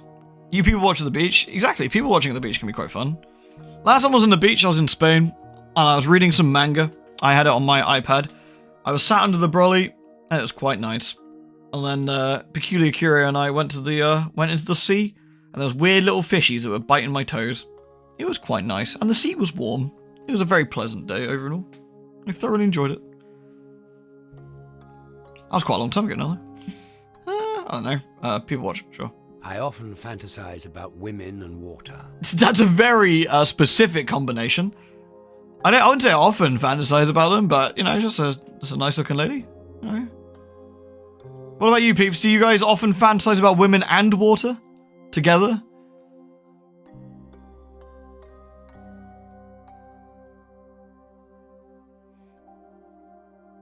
If yes, you're probably intimately, yeah, you're probably some sort of like creature. I will now. No water sports, yes. Water women, often is a strong word. 7 vaginas, maybe more. Not really. Every beach episode is an anime. Not really. Yeah, I'd say like, not together. That's a bit strange. Maybe. I don't know. I kind of got no opinion on that one. Men who give flowers are sissies. This is so 90s. Are you a sissy man? You'll give flowers out to the lady you like? That makes you a sissy. How could you do such a thing? Real men don't give flowers. Real men give women hammers. And Black & Decker drills. Let's see what we got. Many give flowers are sissies. Many give flowers only want sex. Many give flowers are romantic guys. Many give flowers are... I'd say, like... I mean, flowers can be for multiple reasons. I mean, I think that's a relatively romantic gesture, I'd say, to be honest. Your wife has pollen allergies, no flowers? Yeah, no flowers for her then. You get her a Black & Decker drill, like a real man. Guys with big muscles are... Gorgeous or gay, virulent, disciplined, stupid. I say disciplined, honestly. I think if you have big muscles and stuff, you have to be pretty disciplined, I think. At least once, I have stared in awe at a horse's penis. I have not at any time stared in awe at a horse's penis. I am not really into... Oh yeah, there's no cock like horse cock. I haven't heard that song in a while. Lewd. But when they read Berserk... Ah, yeah. I forgot about the horse in Berserk. The cursed song.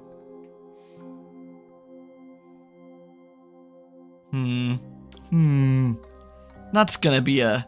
I'm just gonna make sure I write this right. At least once I have said I have false. I do not do that. The size of a man's penis. What is that picture?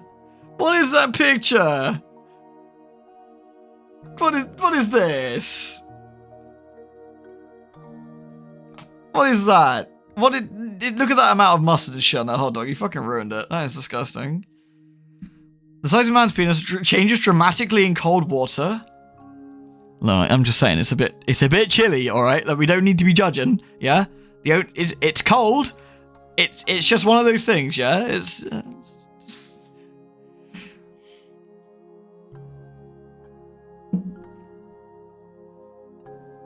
cold gives shrinkage, it's true. What have we got? It's very important, doesn't matter, is in direct relation to the size of his wallet, should be surgically enhanced if it's too small, changes dramatically in cold water. I kind of think option 5 is actually the funniest. I mean, the thing is, truthfully, for a lot of people, both of these options are probably relatively apt, right? For some people, it's extremely important, either both the man or the woman or the partner they might happen to be with, or for others, it doesn't matter at all. So, I don't know. Like, I think either, really. The cold water option is actually pretty funny, though. Number 5 is objectively true. This guy is dating... his best friend's woman, a seductive woman, a sex object, ew, gross, a younger woman. I think a seductive lady, she's seducing him with the shushes. It's nice. Secrets are meant to be... kept, that's the point of a secret. Oh my god, did you see the question about the horse penis? Oh no! Oh. This woman is...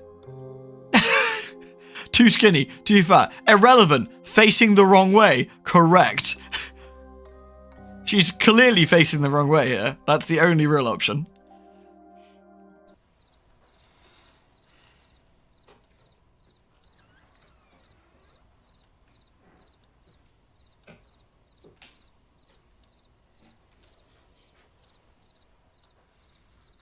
Michael. God, jump scare. God, Alice.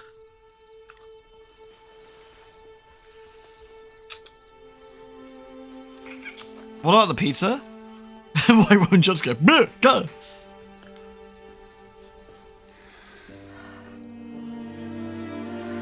Oh, her chest hurts. He's just helping massage, that's all.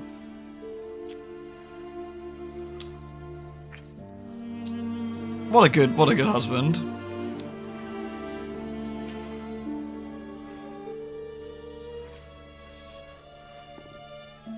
He's good like that. She was a bit sore. Oh my goodness. Wait, where did her bottoms go? How did she take them off? I think we missed a bit.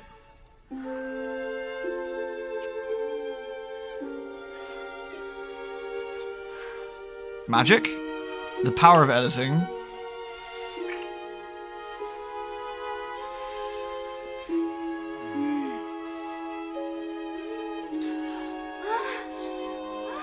Uh-oh. Do I need to hit the emergency button? How safe are we here? I've got my fingers on the sensor button. think she's fine. What the fuck's this game? It's an FMV game where we make choices and bannable scenes pop out. It's like a fun version of Twitch roulette.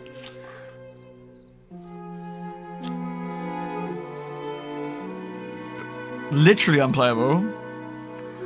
They're meditating. They are meditating, it's true.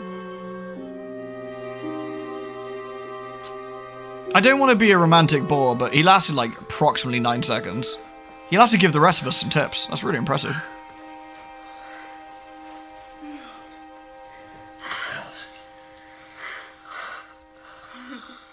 You've never been so forward. Did you like it? It was fantastic. It was Catherine. What? What? She's been encouraging me to take control of things.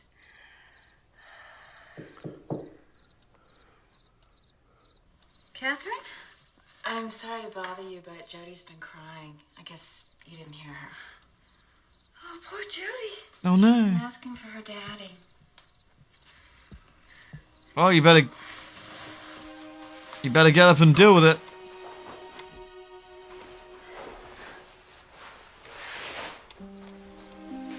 I saw his bum! Wait, he wears jeans on the side of his bed? Dude, that's sick. Dude, get some like fucking joggers or something, man. Daddy.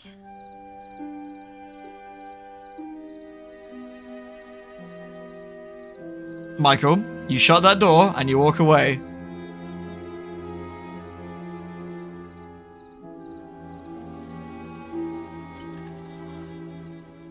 Daddy, I'm scared. Do this. Daddy, Please. don't leave me. Stop it. Don't send me away, Daddy.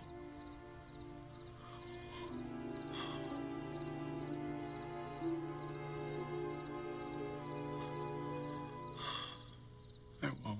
He's faltering! No! You fool! You'll never send me away. Say it, Daddy.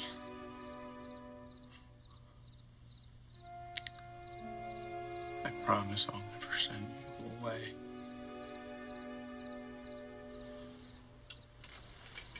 Maybe this is all part of the therapy?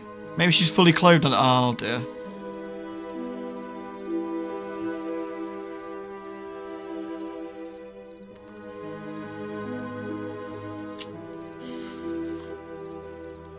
You smell good. Like a woman.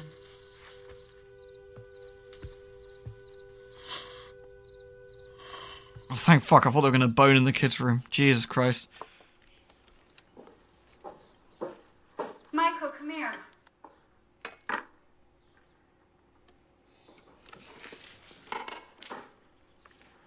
Here, I need you to take this up to Catherine. And it's her day off, and I thought we'd treat her like a queen for all that she's done for us. I told her I'd make her breakfast in bed. Holy shit, what a She wants you to be breakfast. her waiter. You're kidding. No, I'm not. I'm very grateful, and you should be too. Now take it up to her before it gets too cold. Holy shit, there's like a muffin in there Then and I need you everything. to go to the co-op in Ashland. What for? Catherine needs some organic herbal shampoo. I couldn't find it anywhere else. Jesus. Michael. To be fair, that'd be my reaction about the herbal shampoo as well. Really? Organic herbal shampoo? For fuck's sake. As I sourly get in the car. Head and fucking shoulders. What are the chances she's waiting at the door, like, dangling from the ceiling like some sort of spider? Enter.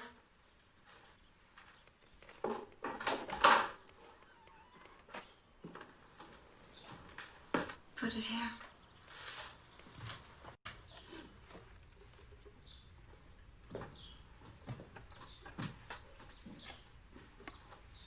I will say, this woman always looks impeccable. I wish I How'd you would. do that last night? I wish I woke up looking that well. Fine. It was cruel and sick.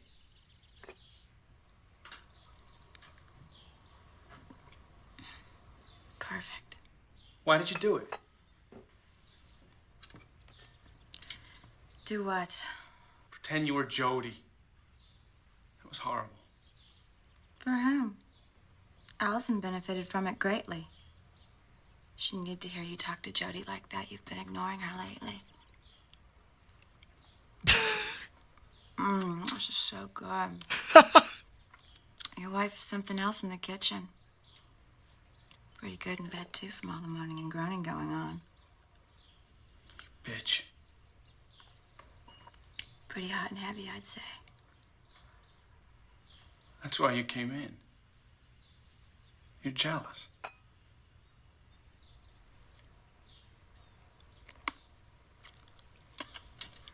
On the contrary, I'm the one that put her up to it. Got me all excited, actually. There's no narrator, yeah. It's just a viewer. What person are you? It's very voyeuristic, in a way. Kinda got your wife back, isn't that what you wanted? No, not like this. You're just like every man. You want everything on your own terms. You should be grateful you have anything at all, considering the circumstances. I have been considering the circumstances. When are you leaving?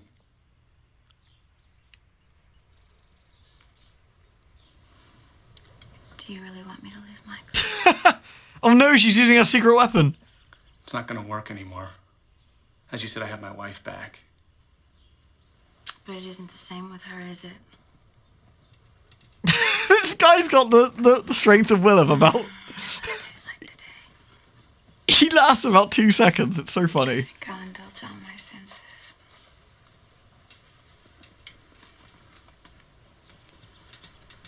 You gonna join me? You're just gonna watch today? Michael, the Chad move would be to steal her breakfast. Steal her breakfast and walk off. Steal the breakfast, walk off. Steal the breakfast and walk off.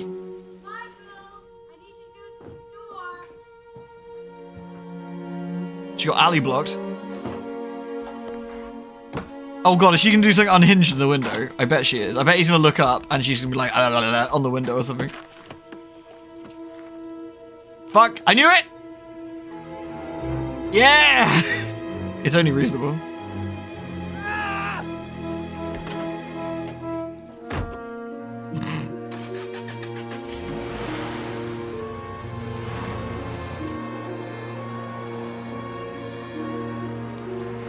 This is very silly. It's gone a bit unhinged, hasn't it? Oh my god, do you think it's gonna like devolve into some like spooky horror thing and she's like gonna sacrifice him?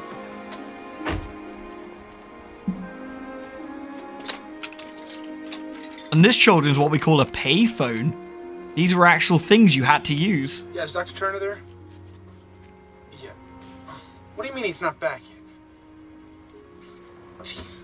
No, I don't want another doctor. God damn it. Yes, I realize this is the answering service. Do you have Mrs. Greenstreet's number? She knows how to get in touch with him.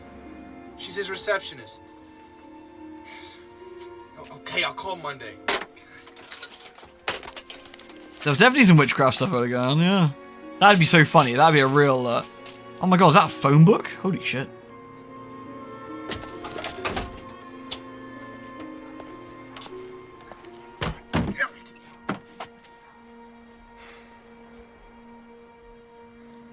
Need some help, sir?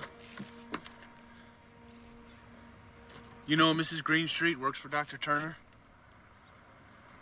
Huh? I didn't think so. I have to get some organic herbal shampoo. That guy nods, he's like, yeah, we will win there, my dude. Fucking shampoo. The goings on in this house are far beyond anything I would have imagined. I blame you, John Hurt. How could she do this? She's a woman of extraordinary gifts, and, well, it's very disturbing. We have seen her gifts. They are extraordinary. And Michael? He loves his wife, I know he does. And yet he's doing these things with Catherine while his wife's in the same house. Poor Allison. It's all so twisted.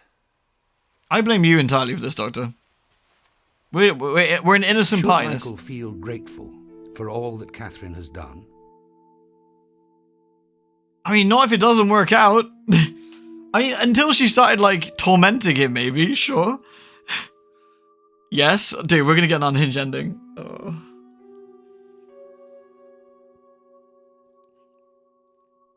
All of it? No. Not all, no. Like, I think no. Like, I think it started out with good intentions.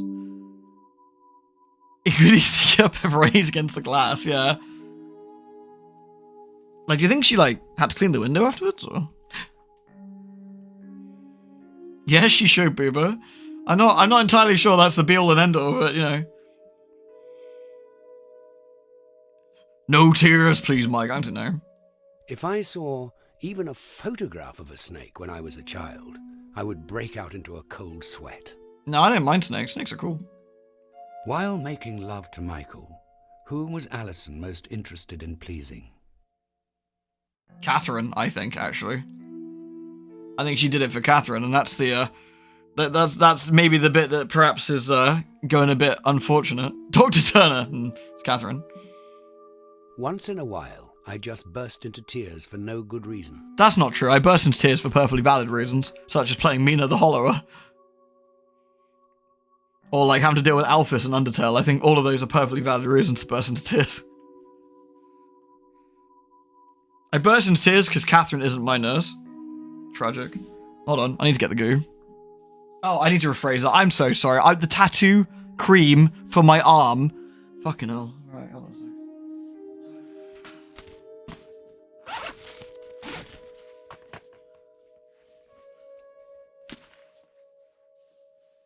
No, I have to clarify because you lot are perverts. It's cocoa butter. Did you not like Mina? No, I did like it. I was expecting Link's Awakening, though. What I got was... I basically got what Catherine's been doing to Michael. I wasn't quite expecting it, honestly. Oh, nice, Pinky. What'd you get? I got new ink? Yeah, well, basically, I got sleeve filler. I got some smoky effects coming out of the eye pot in my Alice tattoo. So just wrapping around. In fact, I can show you for those who haven't seen it yet. That's not what I was expecting. Hold on.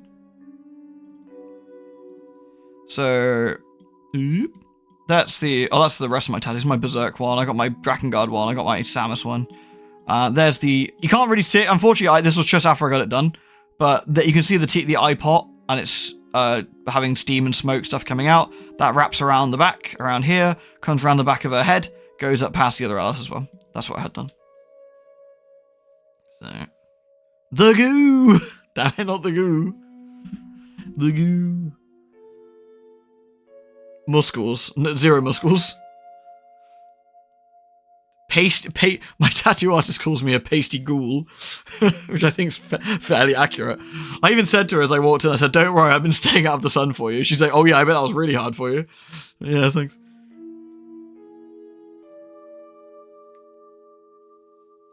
Yeah, I think the Alice tattoos come out really nicely.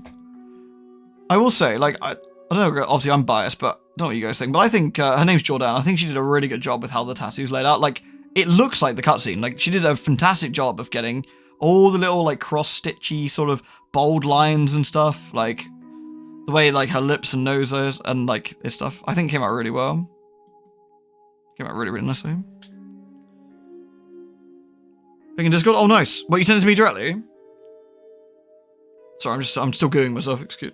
Gooing the tattoo. Fuck. Let me put that here. Right. The goo. I'm also going to open the window because it's hot in here. Because it's warm. Not because I saw Catherine's boobies. Be honest, I'm extremely honest.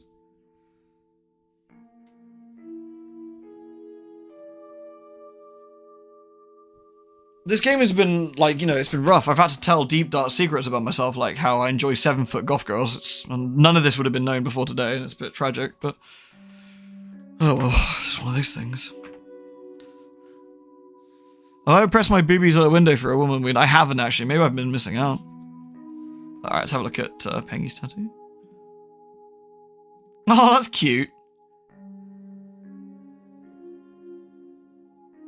I love the ghosties, that's great. Those look fantastic.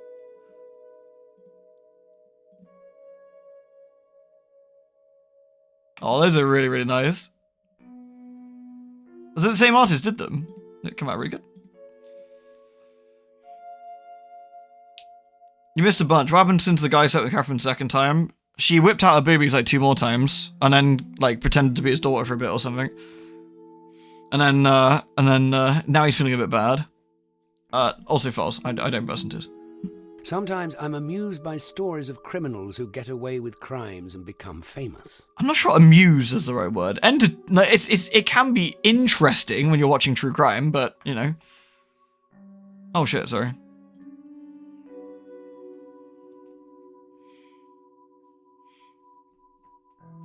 False.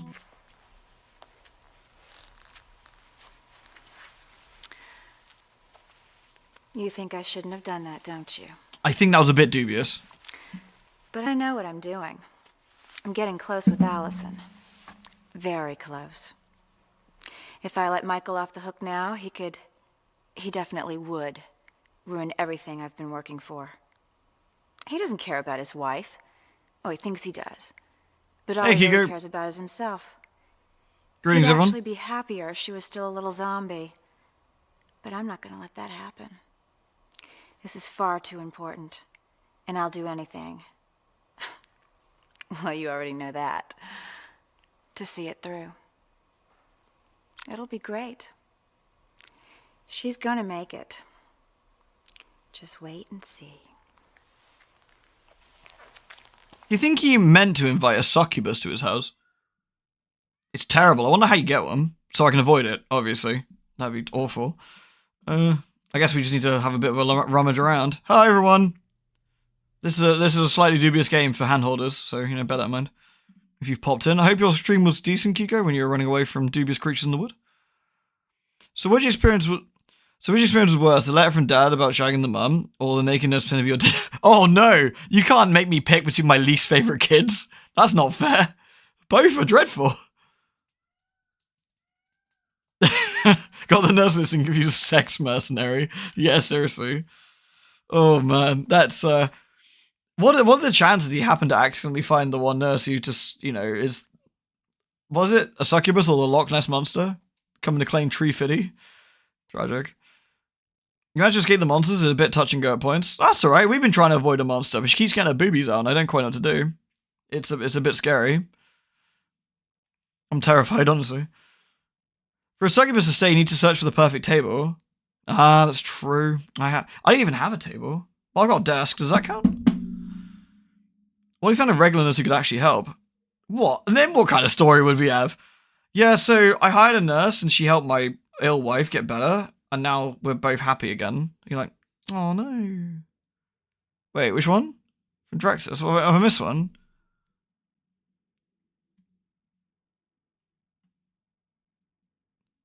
It's the first one to reference another game we played. So we played a game from the Assassin's Creed guy called, like 1666 Amsterdam. As we know, the,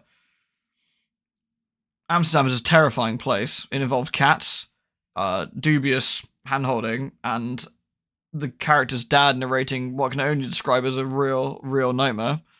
So yeah, it was an interesting experience.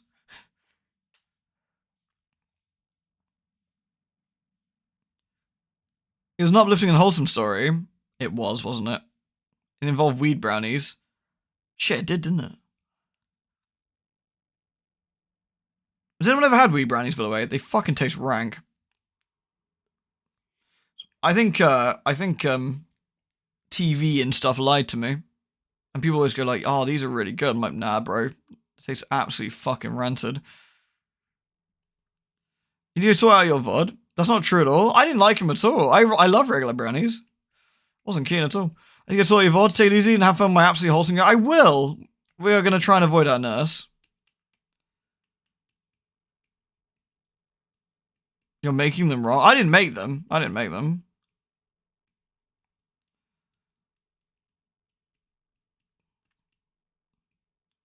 Soggy cake. It doesn't like soggy bottoms. You gotta be careful of the soggy bottom. So yeah, yeah.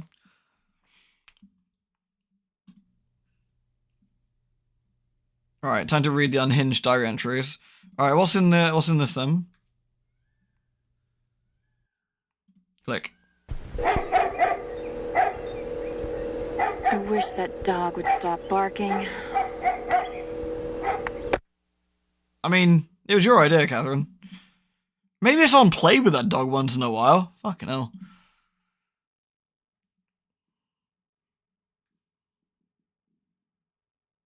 Anyone like this poor dog? I don't think they do, which is a bit sad. Last night I returned Alison and Michael to one another, just as I said I would. Not yet whole, not yet healthy, but the foundation is solid. They can build on it and mend together from here. I lay in my room, naked beneath the sheet, caressing myself quietly to the sound of their lovemaking.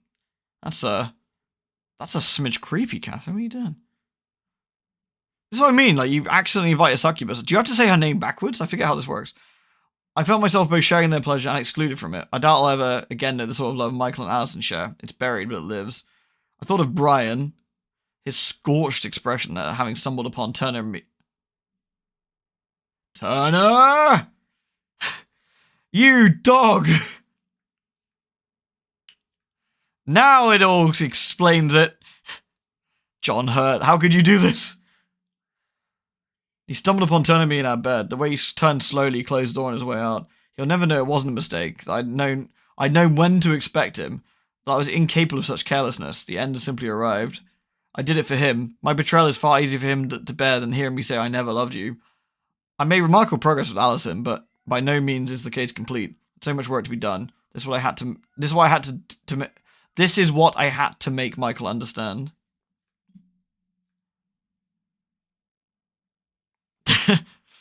We need to get Chef's dad out here. He'll know how to get rid of the Loch Ness Monster, succubus lady. Alright, well. The next TAT will be given in Jodie's room one more time. Honestly, look for the drawing toy. I gotta be honest with you, John Hurt. I think you've got some fucking explaining to do, my guy. I think at this point, I'm kind of curious who hasn't slept with Catherine. I need that. It's that gif of Yugi. It should have been me, damn it! Alright, well, what else we got? Let's go check the Dubious book.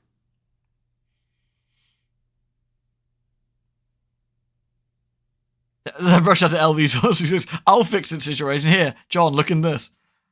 Oh my god, what's going on in here?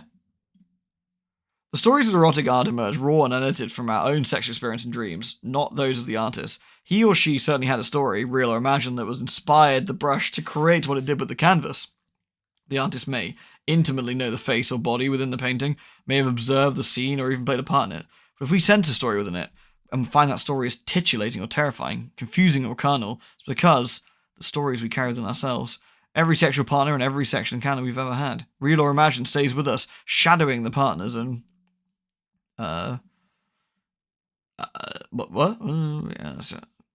shadowing the partners, and I wish you didn't cut off the top of the last line. Encounters we witness in art and life. We memorize the details. Oh dear. We memorize the details, build on them, compare them, and add them to what we see to create erotic stories that are uniquely our own. Think of your last sexual encounter, real or imagined. Recreate the sounds and smells and the feels in your mind. Now consider the two 16th century drawings on this page. What do you find more erotic?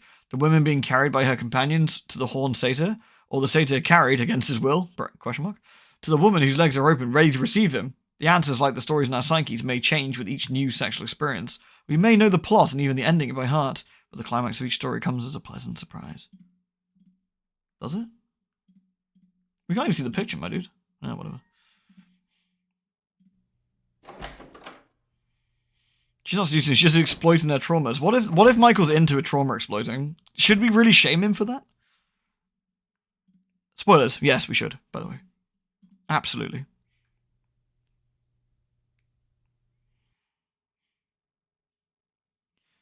Maybe it's just you, but I can't understand why all these people are falling over themselves and ruining lives for Catherine. She's really not that pretty. She's kind of a bitch.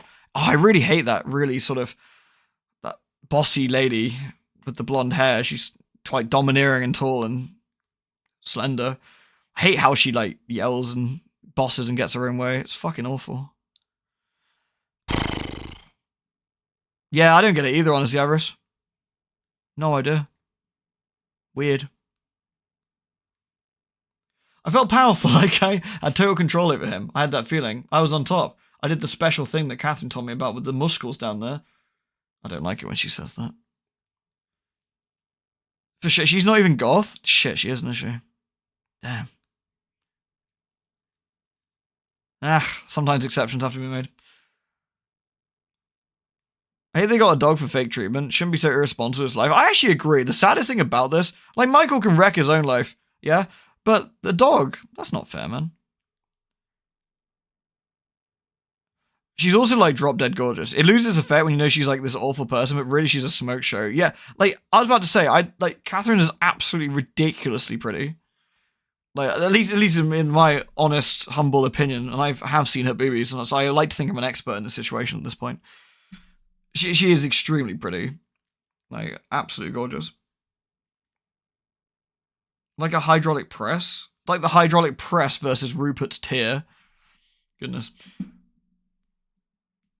I owe it to Catherine. She's so smart. Everything is changing. I don't like how she keeps writing like a kid in her diary, but is talking about doing the muscles down there. That makes me uncomfortable. I'm going to close this diary now and listen to Nurse Betty. Sorry, Dr. Betty. I keep demoting her. Sorry. Actually, it's not a demotion. It's like a different genre of job. What's the right word? I just got a fax. You know what I mean? This is kind of interesting. A fax? It reads, Oh my God. Alan, the reason I'm frigid is because you're so lousy in bed. The last time we were having sex, I almost projectile vomited all over the sheets. That's how much you make me sick. I'm glad that I listened to the radio today because now I know what kind of a disgusting creep you really are. Yes. By the time you get home, I'll be gone. Good. And you'll never see me or the money in that not-so-secret savings account ever again. Good. Well, Alan, there's your second opinion. And that's the show for today. Now go out and get a life. I think Dr. Betty is Catherine's voice actress, isn't it? I think is that the same lady? I'm pretty sure it is, right? Theft is a crime. Yeah, but Alan was kind of a toad. That dog is destined to die a pointless and narratively bankrupt. I agree with Noble. I think that dog is going to be a sad plot device. Go touch grass, the radiator is true. That's so rude. That's so rude. I feel, I mean, obviously the dog is an actor and nothing actually bad happens to the dog. But, like, you know, in this case, it's like, man, that dog is going to have a bad time. Have we been to Catherine's room already? Have we been to everything yet? Oh, we did. We did Catherine's room, didn't we? Because we read the diary. Yeah. We haven't done Jodie's room, but we'll do the study next. We started in her room, that was it. Yeah. The rest of this would be Alan's wife bickering over the radio. I certainly hope so. It's pretty funny. Yeah. I don't like the fact that Alison communicates like a kid or whatever, and then it's like talking about, like, you know, crushed pelvises or whatever. I'm just like, bruh. Bruh. I haven't read Fatal Attraction, no.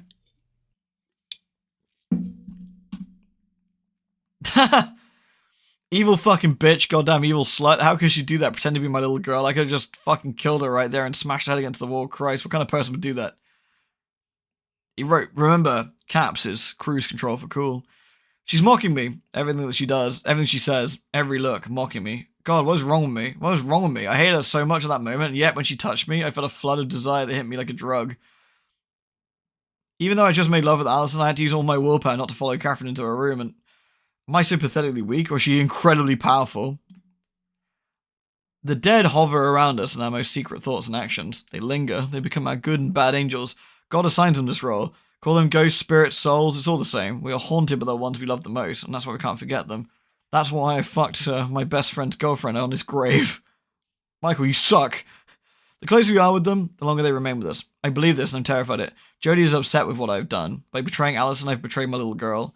I destroyed the magic of our home, a place where we were isolated from the world, where we could shut out the noise and the commotion. We could speak in soft voices and tell happy stories. We go out on the porch and look at the stars and listen to the sounds of the night, and we were never afraid of the crows making their awful sounds in the dark woods because we had each other. Michael just keeps going like, damn, I wish I knew what to do, but I just can't stop falling into this woman's vagina.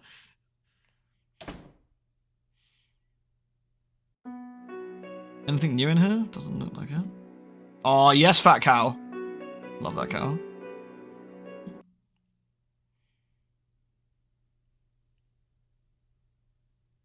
Honestly, I've spent most of this game having the same expression my tiefling lady had in Baldur's Gate 3, looking mildly concerned at most times. No, that's it. Back to Judy. No.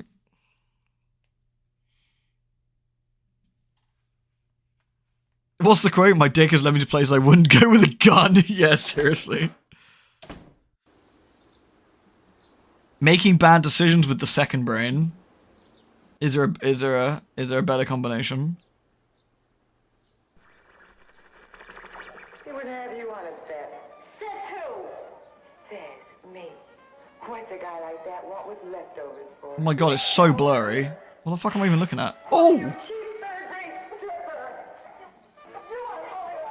Oh my goodness. Oh dear. Oh, this is awful. Lady, stop. No, don't keep doing that.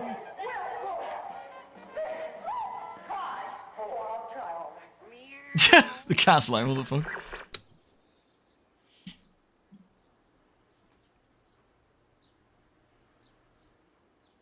What have we got to do in here? Have I missed one?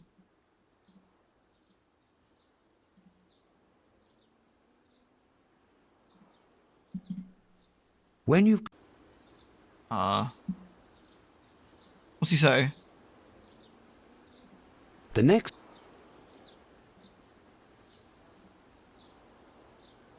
Ruined it. I'm sorry.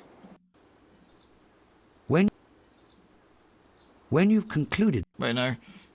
The next TAT Here we go. will be given in Jodie's room one more time. Look for the drawing toy. I did that, though. The Etch-a-Sketch. Oh, I had to just When click you've on it. concluded, Sorry. What does the kitty have in her pocket? Man, that picture makes me uncomfortable. Catnip. Money. Cheese. A toy. Why has she got cheese? Why would a cat have cheese in her pocket? I don't know. Pocket cat, indeed. Her hand? Yeah, exactly. Like, what's he got in his pockets, precious? I think she's got catnip in there. Which one of the three monkeys is a lazy monkey? The one writing in the book, the one reading, the one looking up at the ceiling.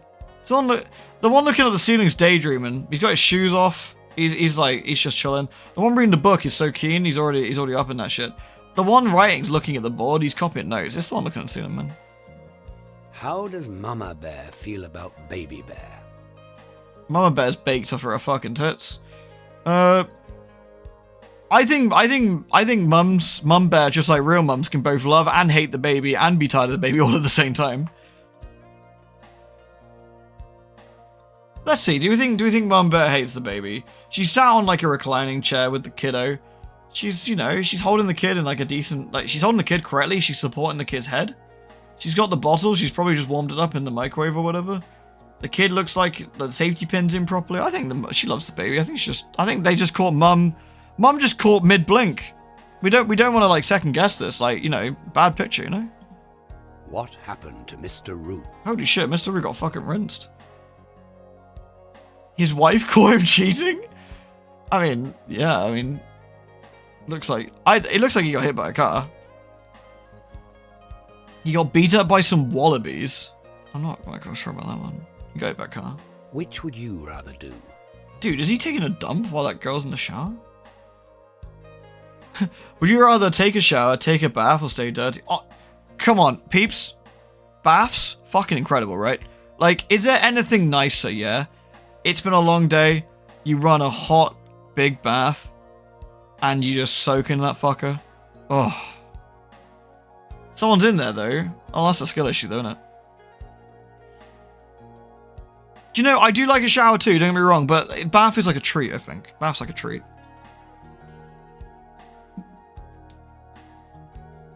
You know what, normally don't do the soaking thing? Is that where they bounce up and down the beds? Baths are so good, though. The only downside of the bath is I'm reasonably tall, and like my knees stick out. Like there's no good way to sit in the bath and actually like have your legs stretched or whatever. It's always a bit sad. I need to get you need like a big long bath or something. That'd be good. I'd like to say bath. It's good. When you get a shot, which is better? They put the needle in really slow. They jab the needle fast. Nothing better than that. I don't really care, to be honest. I mean, fast is good, I guess. A good title for this would be Mr. Puss in Boots, Vain Feline, Playing Grown Up, Star Kitty. I mean, Star Kitty. This is one of those show places, right? This is Star Kitty. Kitty's like backstage, ready to go out. Yeah, fucking nice. Why do the boys like sliding with the girls? I don't know, because they're all like 5 and there's nothing better to do. So they can look up the girls. Dudes. These cats are like 5 years old. Please be reasonable. Because the girls scream when they go down, they don't like sliding with the girls. I feel I'm being railroaded into this one. I don't think that's true. This is, I guess, assuming this is the boy, and this is the boy. He's not even looking at the skirt business here. He's looking down at the other cat who's like, you know, I think they're just having fun. Because the girls scream when they go down. Yeah, maybe they enjoy the screaming noises. Like, it's funny, like, you know, they enjoy it, they're having a good time. Grandpa Wolf caught Eddie. Touching... Dude. Playing doctor with a... Dude! Eating his neighbor's chicken. Dude! Not howling. Smoking grandpa's pipe. I hate all of these options. That second one is very cursed. You shouldn't be playing doctor with your sister, because that's how you get the animes. I was about to say, I think he stole the pipe. What's more fun? Holy shit, look at fucking Fivehead here. Oh my god. Good god, someone get this girl a wig. Yeeks. Giga brain. Fucking hell. I shouldn't laugh at her gigantic fucking skull, but it's like that poor girl from Stellar Blade with her ridiculous fucking mutant ham hands. I can't help it, Noble. It's fucking huge. Don't be mean. I can't help it. It's a big head, you know? Oh dear. Playing house, having a tea party, playing doctor, drinking daddy's liquor, they're having a tea party, you fucking weirdos.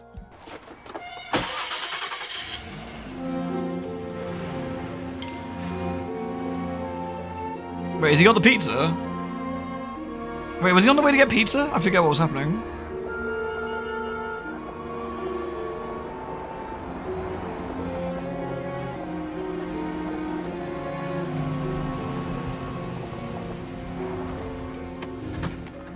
Oh, is the herbal... Oh?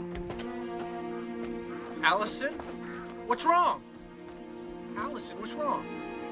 Michael, you didn't do it, did you? Do what? Because if you did such a thing... What did I do? What is she talking about? Jody's dog. What about the dog? She's dead. Oh no, that was unpredictable. She was poisoned. Rat Ew. poison.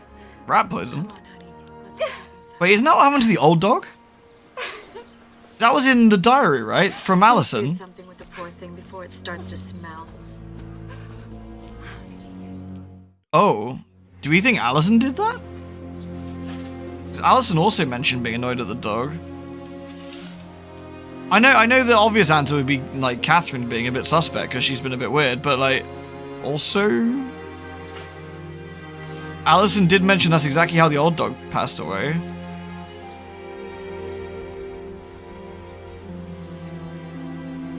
That is sad though, poor doggy. Doggy didn't deserve that. Doggy got taken from the pound and then yelled at and then passed away.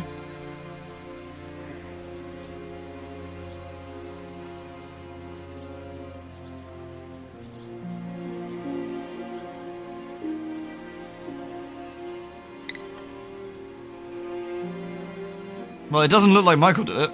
I mean, I think we've been following him around, right? So...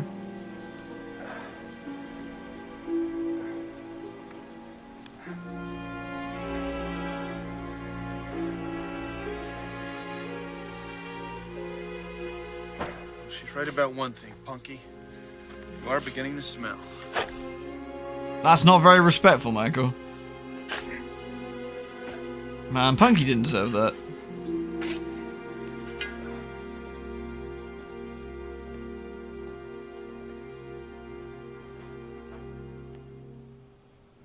It's very illegal to kill a dog for someone's therapy. Punky deserved better.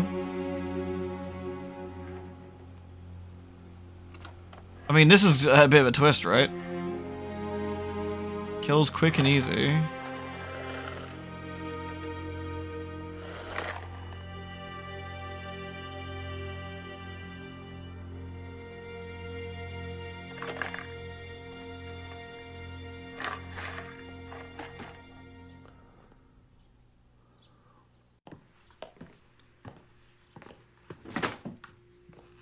I hope you washed your hands after that, dude.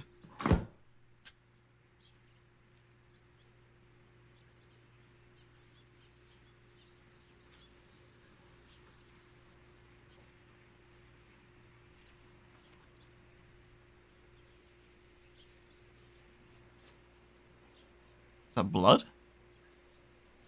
It's a bit low res. I can't quite tell if that's supposed to be blood or poop.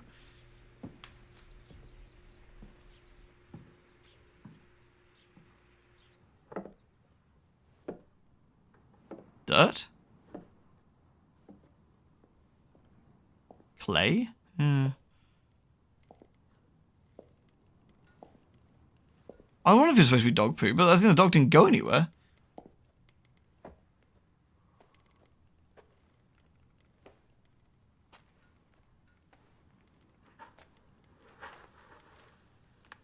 Oh, this is the rat poison stuff is in the basement.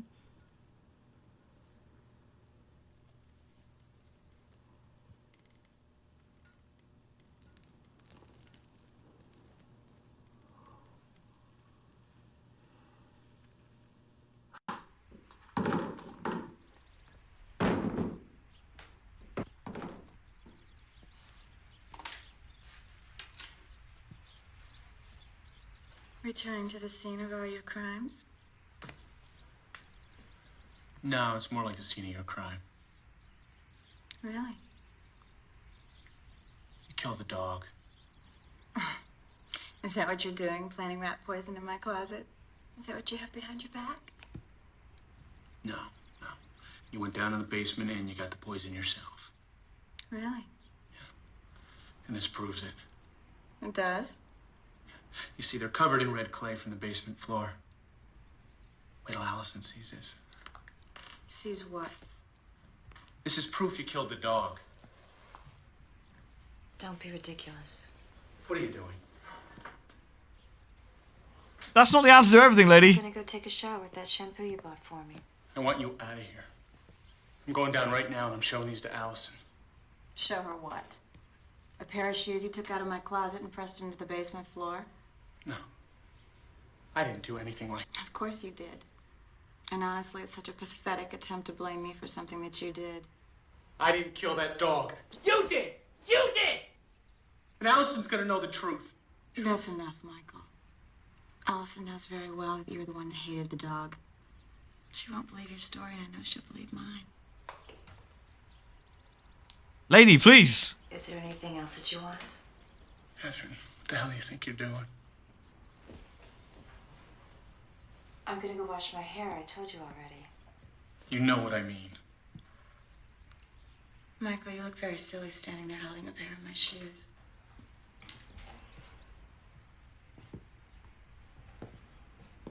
I want you out of here!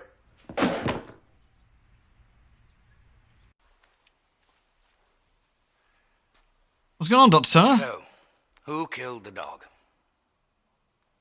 The obvious suspect would be Michael. He didn't want the dog in the first place, and I think I heard him swear he'd kill it one day. It's true, he did say What about that. those footprints in the kitchen?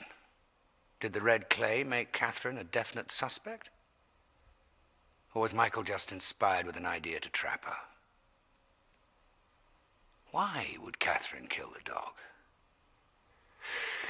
Maybe she was trying to turn Allison against Michael to strengthen her position. And what about Allison?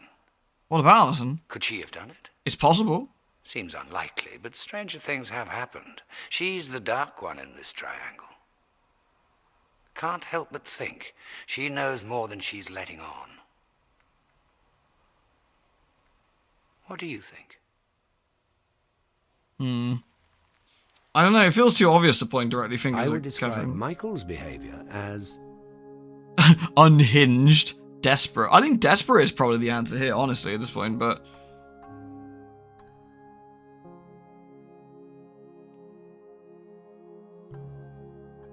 Catherine obviously did it. She's psychotic and cruel. She does seem to be a bit suspect, doesn't she?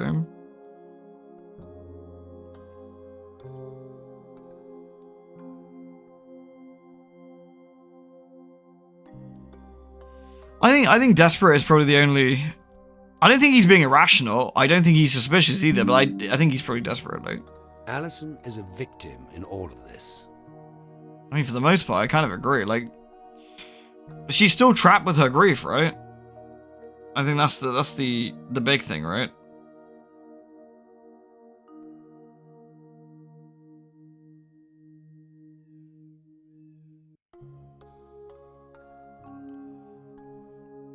He's not irrational, he has perfectly valid reasons, yeah. He's desperate, not irrational, yeah.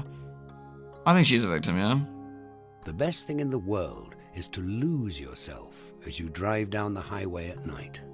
I went to the best thing in the world. It's nice, but it's not, you know. Hearing voices doesn't mean I'm crazy. The voices tell me that's true, to be fair. Sometimes, I wish I was a little kid again. Nah, I felt that noise. I would describe Catherine's behavior as... I think Kat is the obvious suspect, but I kind of like the Allison did it theory. That's what I'm wondering, because, like, simply because, like, the fact that she wrote about the poison in her,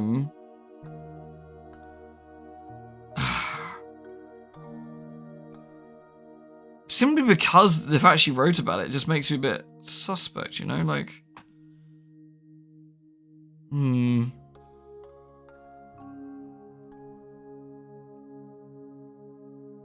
But it's just like, I don't know. Her behavior is a bit, I mean, unorthodox yeah, exactly. I mean, you know, reprehensible is probably, she's being a bit grim. Unorthodox is certainly the more polite option, I'd say, but, frightening. I mean, it'd be so fun if you saw all of these absolutely insane things like, no, she's perfectly fine. I think reprehensible, really, at this point. Her journals are unreliable. She'll tell Michael to do something, then write in her journal that it's all Michael's. Yeah, Allison's definitely not a reliable narrator in any sense of the word, but...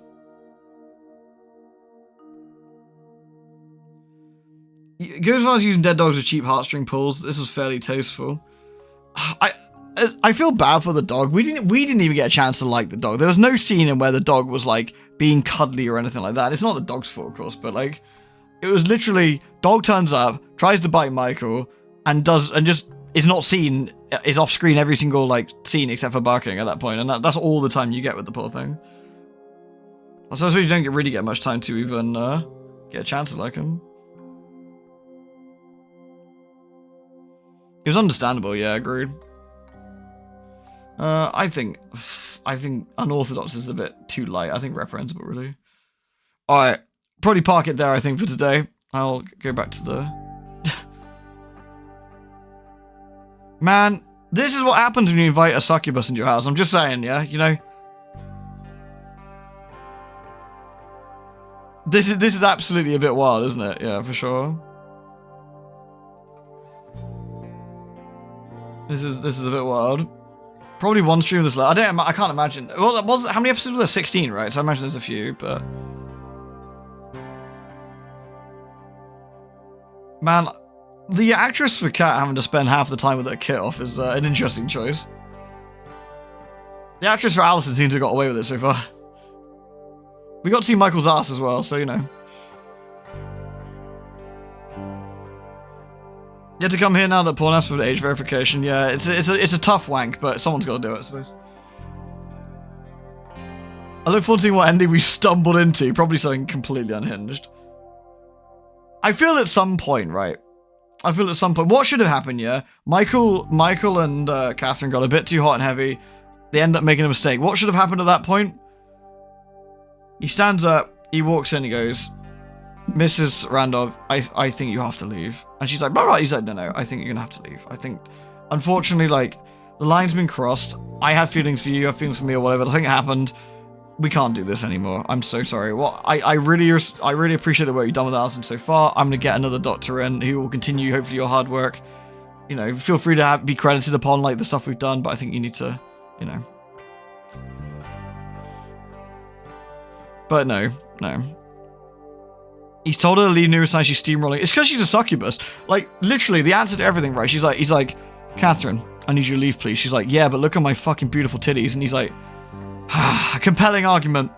I guess I can't make you leave. It's like, Michael, please, have a bit of spine.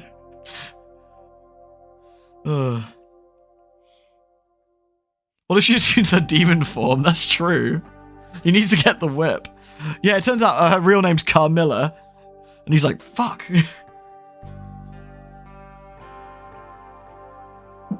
Oh, man. This has been a wild FMV. Holly, this is a good suggestion. This has been a fucking experience, to say the least. You'd have thought a 90s video game having so much fucking boob in it. Jesus.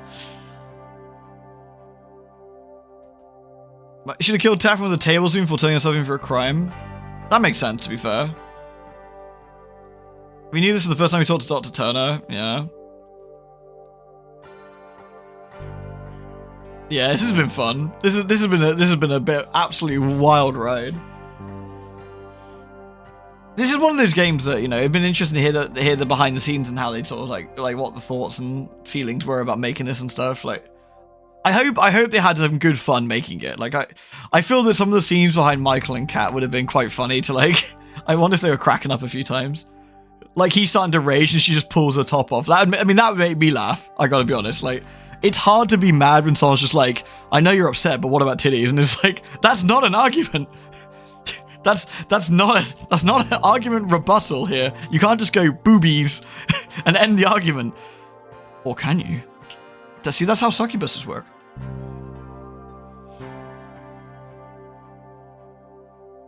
Michael should just tell her himself. She loses her power over him and it's not like Allison's getting any better. Yeah, exactly. I mean, Allison's 100% come out of her shell. There's no doubt about that. She was an absolute zombie at the start, but is she actually better if they don't actually deal with the overarching problem? I mean, who knows? Before we know, if we kept it completely and utterly vanilla the entire way through, maybe Kat wouldn't have been as unhinged, and maybe at the end of the day, the therapy would have worked, but maybe we've ruined it by coercing Michael with our choices to get seduced or seducing her or whatever.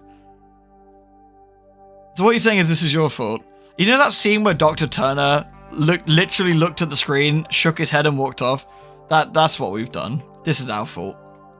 And by our fault, I mean primarily your fault, everybody here. Not mine, obviously. That would be ridiculous to say. Scenes do change the characterizations of your choices. Yeah, I bet they did. That's why I'm kind of curious, like how, you know. You're completely innocent. I don't believe that for a minute. Nonsense. Nonsense, I say. If you sympathize more with Kat, Michael will appear like a huge asshole. That's also true, yeah. It really is. I think reading their diaries is actually also quite interesting. And I wonder if they change depending on what bits you pick. If they don't, then we do learn that ultimately Kat, if she's being true to herself in her diary, she does want Allison to get better. Because that's what she's writing down herself, that she does want her to get better and she does think she can help. And she's doing some of this because it's necessary to let Michael continue her treatment or whatever. But if that's one of those like shaky narrator kind of things, then yeah, maybe not, you know. There's no answer that isn't bad. Needs the player to be a bit of a degenerate. Yeah, it could be. It could be, honestly. Like, but some of those answers really are a bit unhinged, aren't they? She needs Allison to get better to prove her theory. Yeah. Check out profile. Oh yeah, let's have a look. Teens have made a successful transition from childhood to adulthood. Curious response to question about disembodied voices. I thought that was funny. Okay, that's my bad. Would benefit from a meditational retreat. Well, is it meditation with Catherine? Patient's overactive sex drive could lead. I resent that. I've never made a poor decision in my entire life. That's not true, obviously.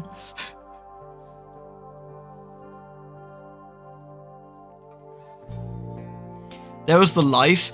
Look, the lice girl was really pretty, okay? Like, you can't blame that on me. I didn't know she had lice at the time. And it was head lice, I would like to add, by the way. Head lice, as in from her hair on her head. That proves she had clean hair, I might add. Head lice don't like dirty hair, I've been told.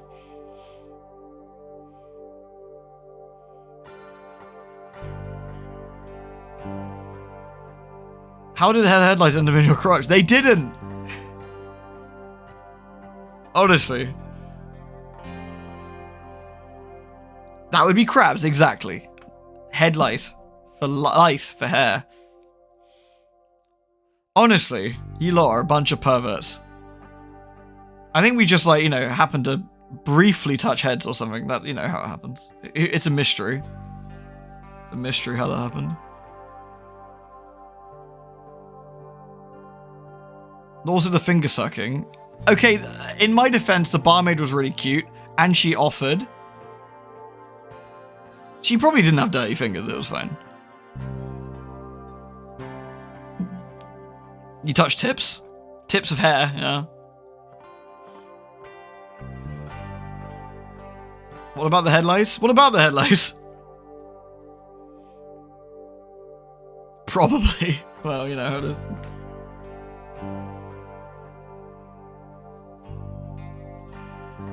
It's not hand holding with the hand in your mouth. It's actually true. You stupidly injure yourself with scissors? Yeah, I mean, that's bad. At least I mean, I didn't do that, you know, just, you know. Your head itches now. Don't get head lice. You had to get that horrible shampoo. I'm sorry you did end up hurting yourself there, Rogue. That's not nice. I hope your finger recovers. God, we don't want to hear, like, Ween's worst dubious mistakes. We'd be here all fucking day. Honestly. Yeesh. I've definitely made a few dubious calls in my time. I mean, everybody has when you get old enough, right? Like, you live long enough, you get to make lots of stupid choices. It's just one of those things. Like the mock turtle, we don't talk about that one. That gets me cancelled. We don't talk about that one at all. Don't we all? Exactly. Premier Dealer sausage. Delicious sausage. Words of wisdom. You live long enough to make a few crap decisions. That's the way it goes. I gotta be honest though, I'd make a fucking terrible decision for Catherine. Many terrible decisions, one after another. I'm like, oh no, how do these horrible things keep happening to me? Oh no. I mean, she's actually a succubus though, so I think it's fine. I think that that would actually, like, remove me from any sort of decision-making process. I wouldn't be at fault. So, just so you know.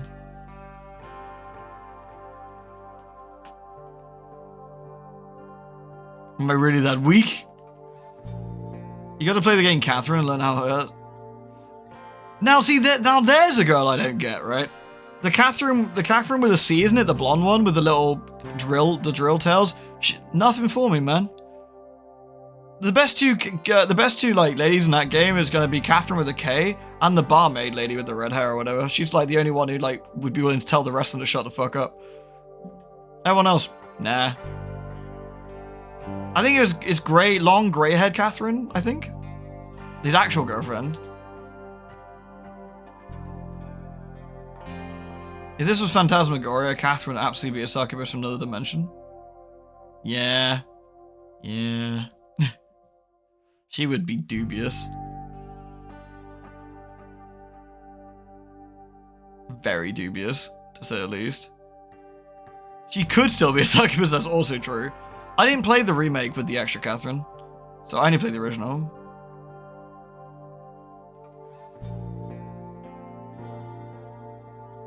Catherine, I will say that the soundtrack for Catherine is fucking banging. Like remixes of like classical music stuff came out really well. Oh, good times. This game has been a riot, absolute riot. I'm gonna be a little bit sad when it's over. I really am.